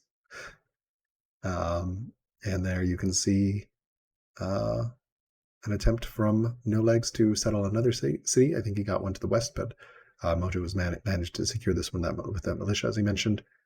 Orthodoxy would have been really expensive gold buys. He can't take that. And then here we see he's trying to get that tolerance play since, Judaism is not particularly happy with him at the moment. And Christianity is very happy with him. 48% spread rate. There's the tech tree. And that ends the turn 70 update for Mojo. Hello, fluffybunny here for a turn 70 review in our free-for-all game. The Egyptian campaign has finally picked up some momentum. We managed to defeat the people besieging Wazet, push down to Zau, capture that, at which point StBlak playing Egypt surrendered. We've then pushed on to St. Menifer and we're about to take his final city. So that is going very well. So in the last 10 turns, not an awful lot else has happened this wise. We've got a courtier, new grandson, our wife died, we've got phalanx, it's the one tech we've researched in the last 10 years, and our leader died. That's not quite true, we've got aristocracy as well. But yes, our leader died, sadly. Our 11 discipline tactician died, so we've now got a fairly weak new hero leader, but he is at least a hero and he's swift. So we've got a swift Roman leader is 5 fatigue, 4 units, which is pretty good. We've launched an offensive immediately just to take the city a bit quicker. We did that last term. Research is terrible. Like I said, we've only got phalanx and aristocracy in the last 10 turns. We're just heading towards composite bow now. We do need to cycle back and get administration at some point so we can do this treasury ambition, which is still ongoing and is now a legacy. We'll have 6 cities soon. We don't have them yet, but we want to get that.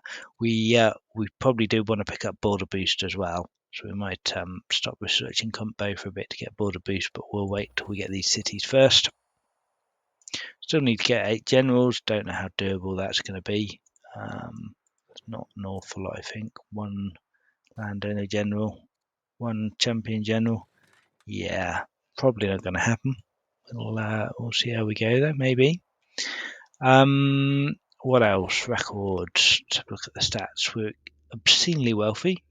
All the money in the world. Even though we've lost our huge discipline tactician leader, we've still got a huge positive income and loads of resources banked up. 36 pop, 24 specialists. That's not too bad, to be honest, I think. That's all right. We've produced 35 military. We've lost 23 of those, which is quite harsh. Egypt campaign was quite bloody. Still only adopted 2 laws. 16 techs. Yeah, techs is a problem. We've got 95 improvements. Quite a few barracks. Loads of quarries. Yeah, our stone is absolutely through the roof. It's insane. We'd be building wonders if we had any civics, but we don't. Resource production, yeah, that's terribly exciting. Training has gone absolutely absurd. Rome has now loads of training. Yeah, science has picked up a reasonable amount, I guess. We were at 41, now we're at 45. No, it hasn't really picked up at all. But hopefully with the war out of the way, we can start concentrating on specialists. So this is where my tactician leader died, from 654 to 301. He's getting me 350 money a turn. That's fine. Orders has been pretty stagnant recently. Food production has plummeted. Not quite sure why. Just more units probably and more citizens. And yeah, we haven't really been doing much econ apart from wood recently. Started getting some lumber mills online. Military scores going up, not too bad. Still hardly any territory explored. Interesting. Stone prices absolutely crashed.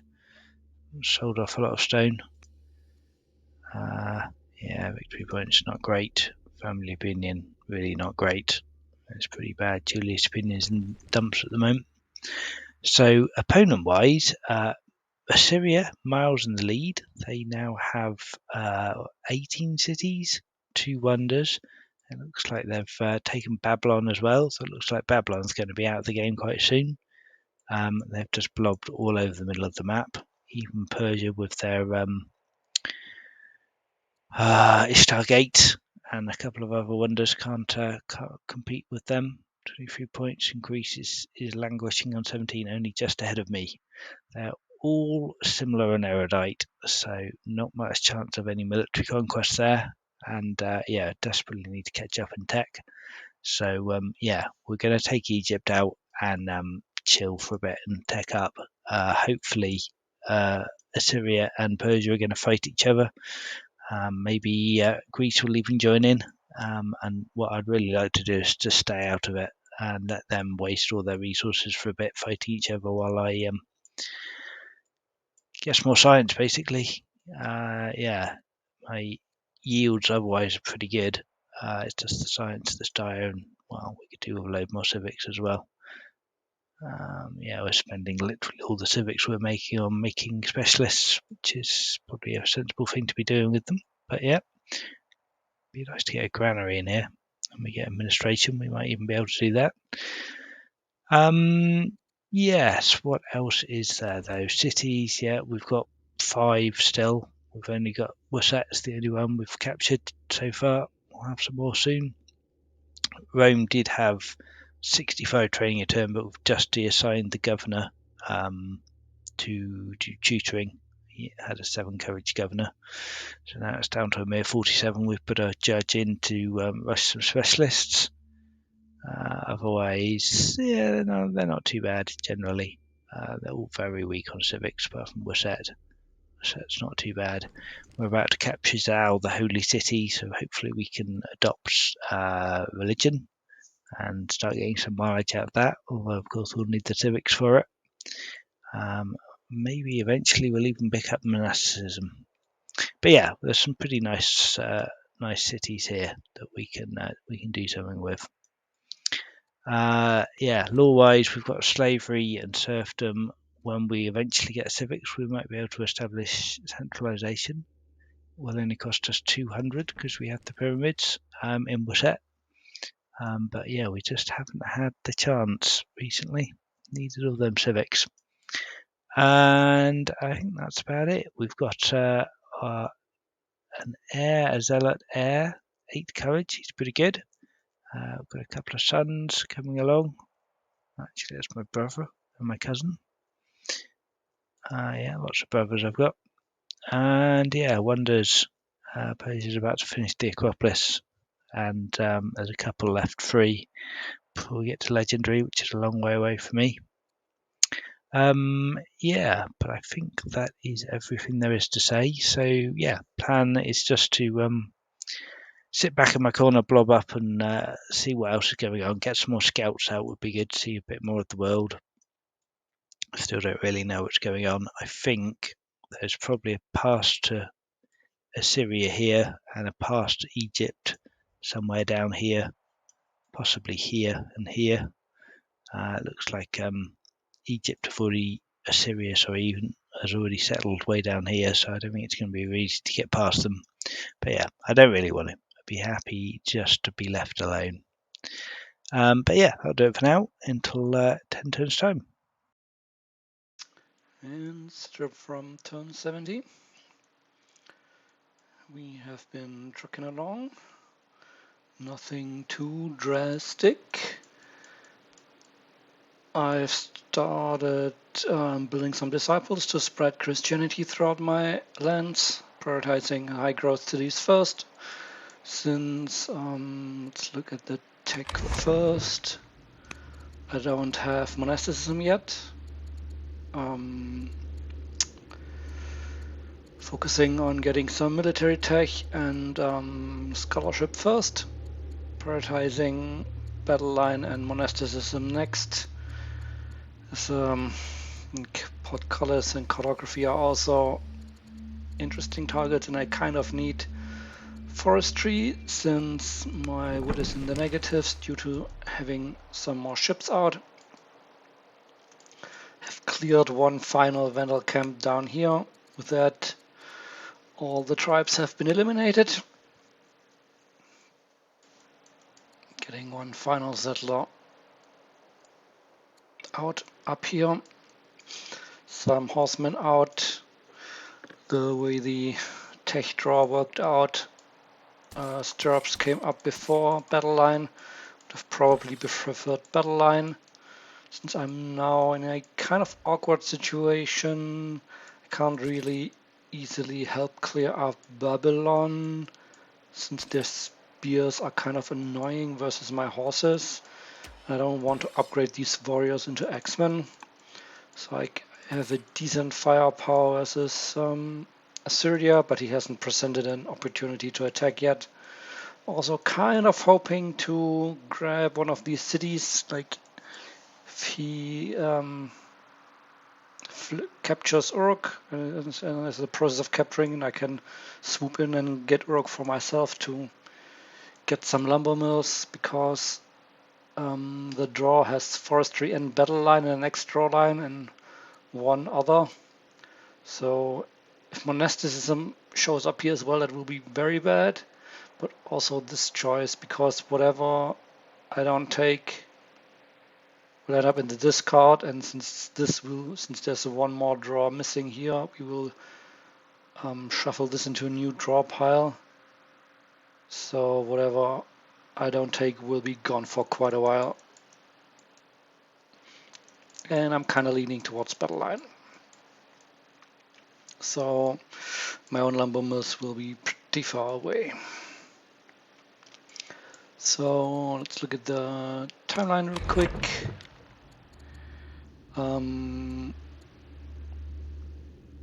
Fluffy's Rome has now a hero, a new hero on the throne. So he's been launching offensives. He has StBlak has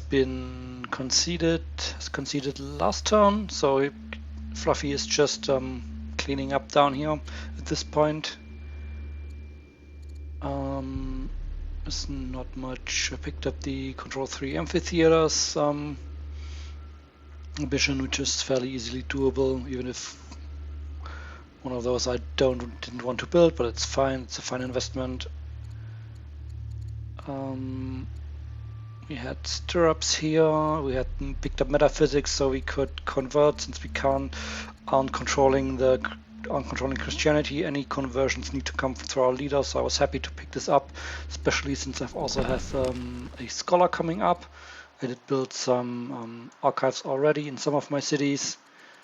Archives will be very valuable once he takes over. Also pulled here out of the city, which kind of reduces my civics and science by quite a bit. We will be seeing the science graph shortly, but I need to have her ready for any strike I may conduct with launch offensive. I mean, she is 55 and can die at any point, so, but I thought it was necessary. Also, it gives him some good experience in the meantime. He sits on 1 strength. Fruit is also quite nice while we're building buildings in here.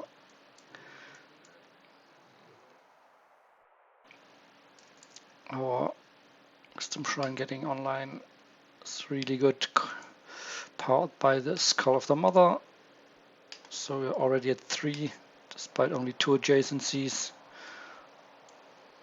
Also, once this finishes, the next one will be quite a bit away. This is still 10 turns out, is quite a lot. We'll be relying on this city to upgrade our hoplites, I guess.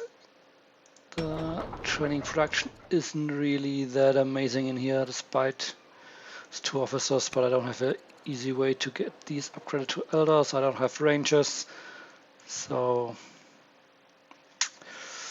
we might be switching towards some specialists in here, since we've been accumulating so many citizens in here. Just getting a scribe, maybe a master poet for some to turn this into civics and science, or so science, since I can build libraries very fast. Maybe some philosophers as well. Anyway, let's look at the records. Well, we're making a decent amount of money despite not having anything, but we do have some high discipline characters. A lot of it comes from our queen, so once she dies, that will be a lot of it gone, especially since she's also a Pathfinder, which is a lot from these nuts and the fishers I've built. Total population, decent amount of specialists, I think. Officers, a bunch of stonecutters in the Sage City. not that much officers, but I'm going through my resources pretty quickly thanks to my champion seat. Adding some more units in here. Did up to 6 laws only, and we're very short on civics, which is also the reason why I've delayed monotheism. I could have picked it up here, but I don't have the civics to enact this right now for the 7 laws, and might have been a mistake, but we'll see. Thing is, Mojo is currently the biggest threat. He doesn't have horsemen, he has macemen, although horsemen can become shortly after, since he has all the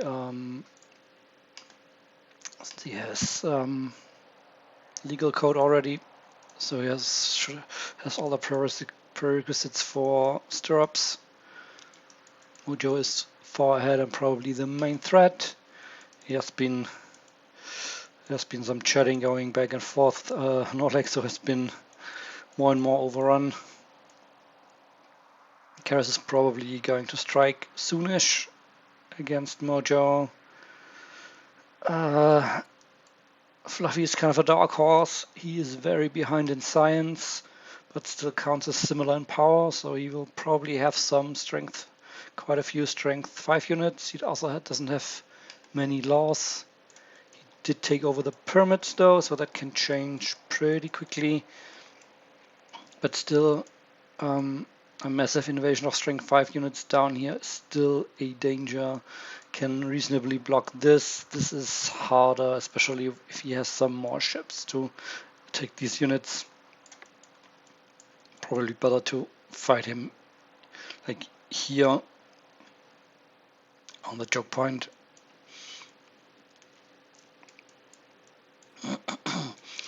So we go through this ship down here.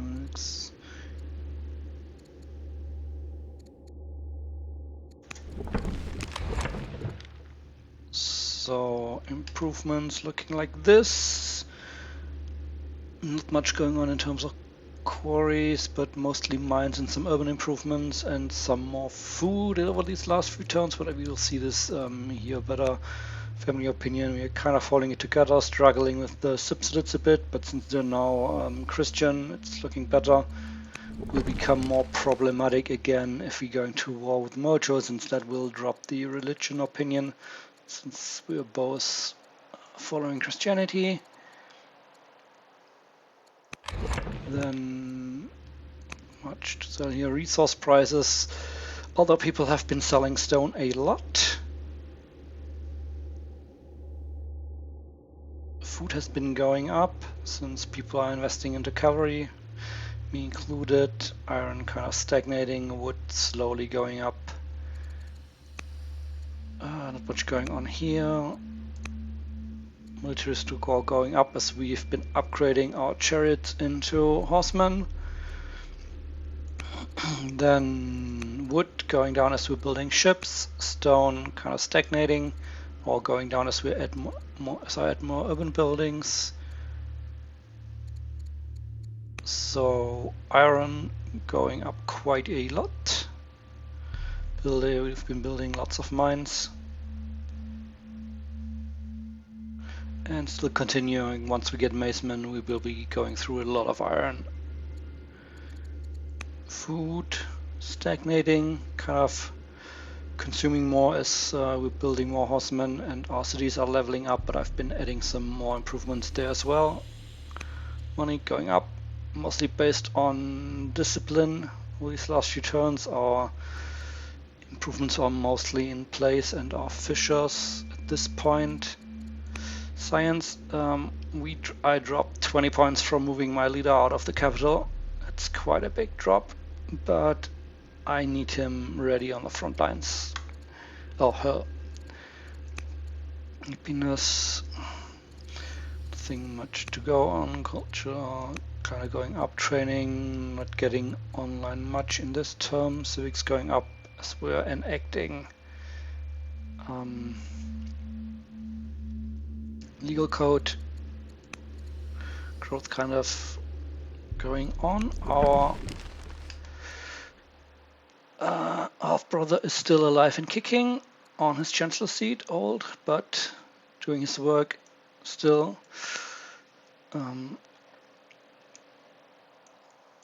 Helping a lot with this these cross productions.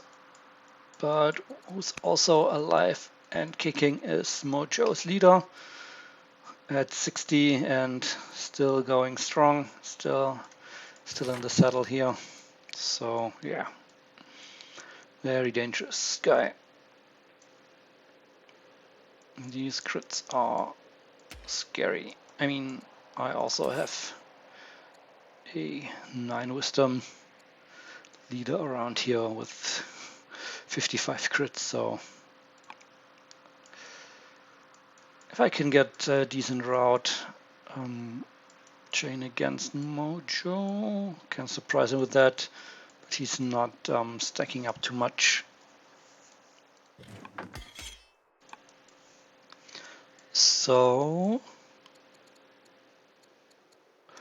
in terms of wonders, there's nothing much changing. I do have the stone for a wonder. Problem is the civics. I need these civics for other things.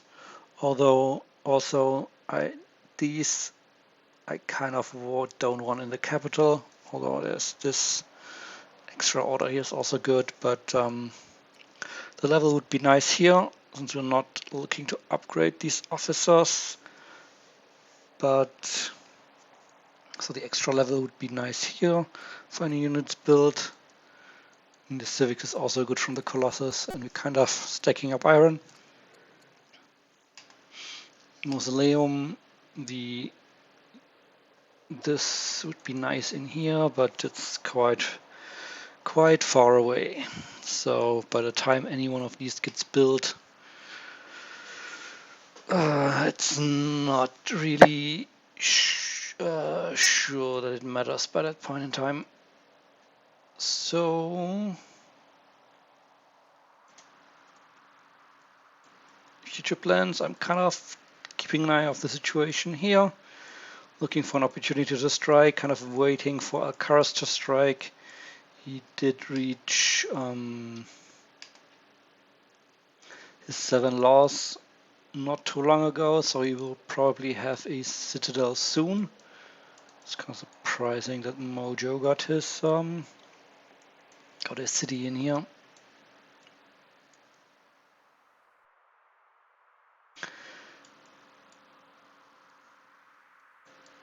So the other thing is, there's a high chance that alcaras, when he reaches his cataphract archers, and since he also has some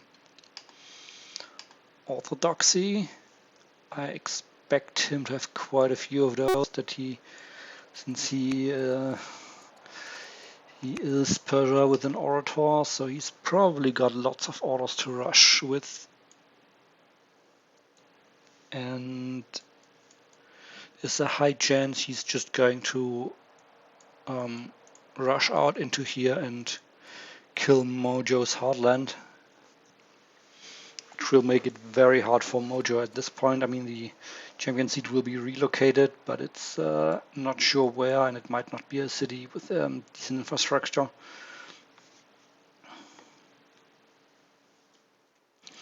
So if he can just take this and start taking some others, it will be very hard. Also, just Mojo does not have his 7 laws, so he is limited to his strength 6 units in terms of macemen. And maybe until then stirrups. He might have some spearmen, but I've mostly seen him with axemen and chariots and these rams. Siege towers would actually be decent if he could get them against the cataphract archers, since they have extra defense, and if you can counterattack on these urban tiles, they hurt quite a lot. But mobility is always an issue with those. Anyway, I think that's mostly it. Kind of building up some more troops Getting some more ranged units since we have the option for launch offensive. So 3 to 4 ranged units are usually very valuable in that case, so you can fill your circle while attacking with everything. And otherwise, the plan is spreading Christianity and getting monasticism for some extra orders, since we're very short on those compared to the 2 clerics nations. So the risk is that we all dogpile on Mojo, and then alcaras comes out on top, and he's will be very hard to push back since he has his own fortified corner of the map.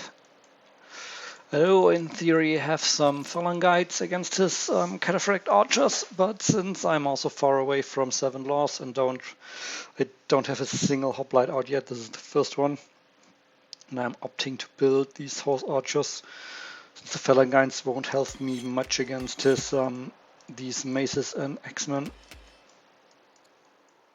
I will eventually switch production over to some more hoplites as we're getting closer, so I can get at least like 4, 5, 6 hoplites out.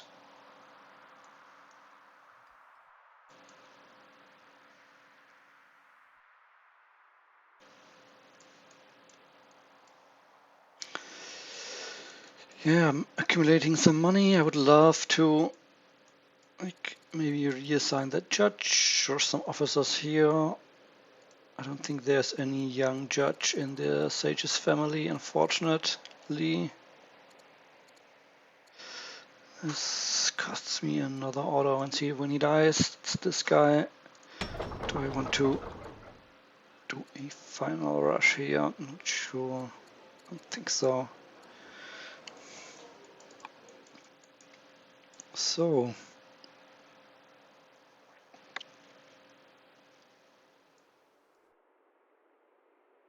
this will also give me possible access down here, or my ships can just start taking these cities, but it's hard since it also puts me on the path of Rome.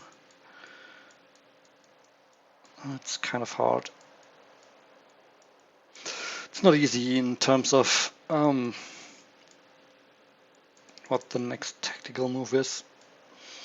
Kind of need helping to take down Assyria, but I can't let alcaras get too strong, so yeah. Biding my time, waiting for the right moment. Yep, and with that, we're concluding our turn 70 sit rep. See you soon.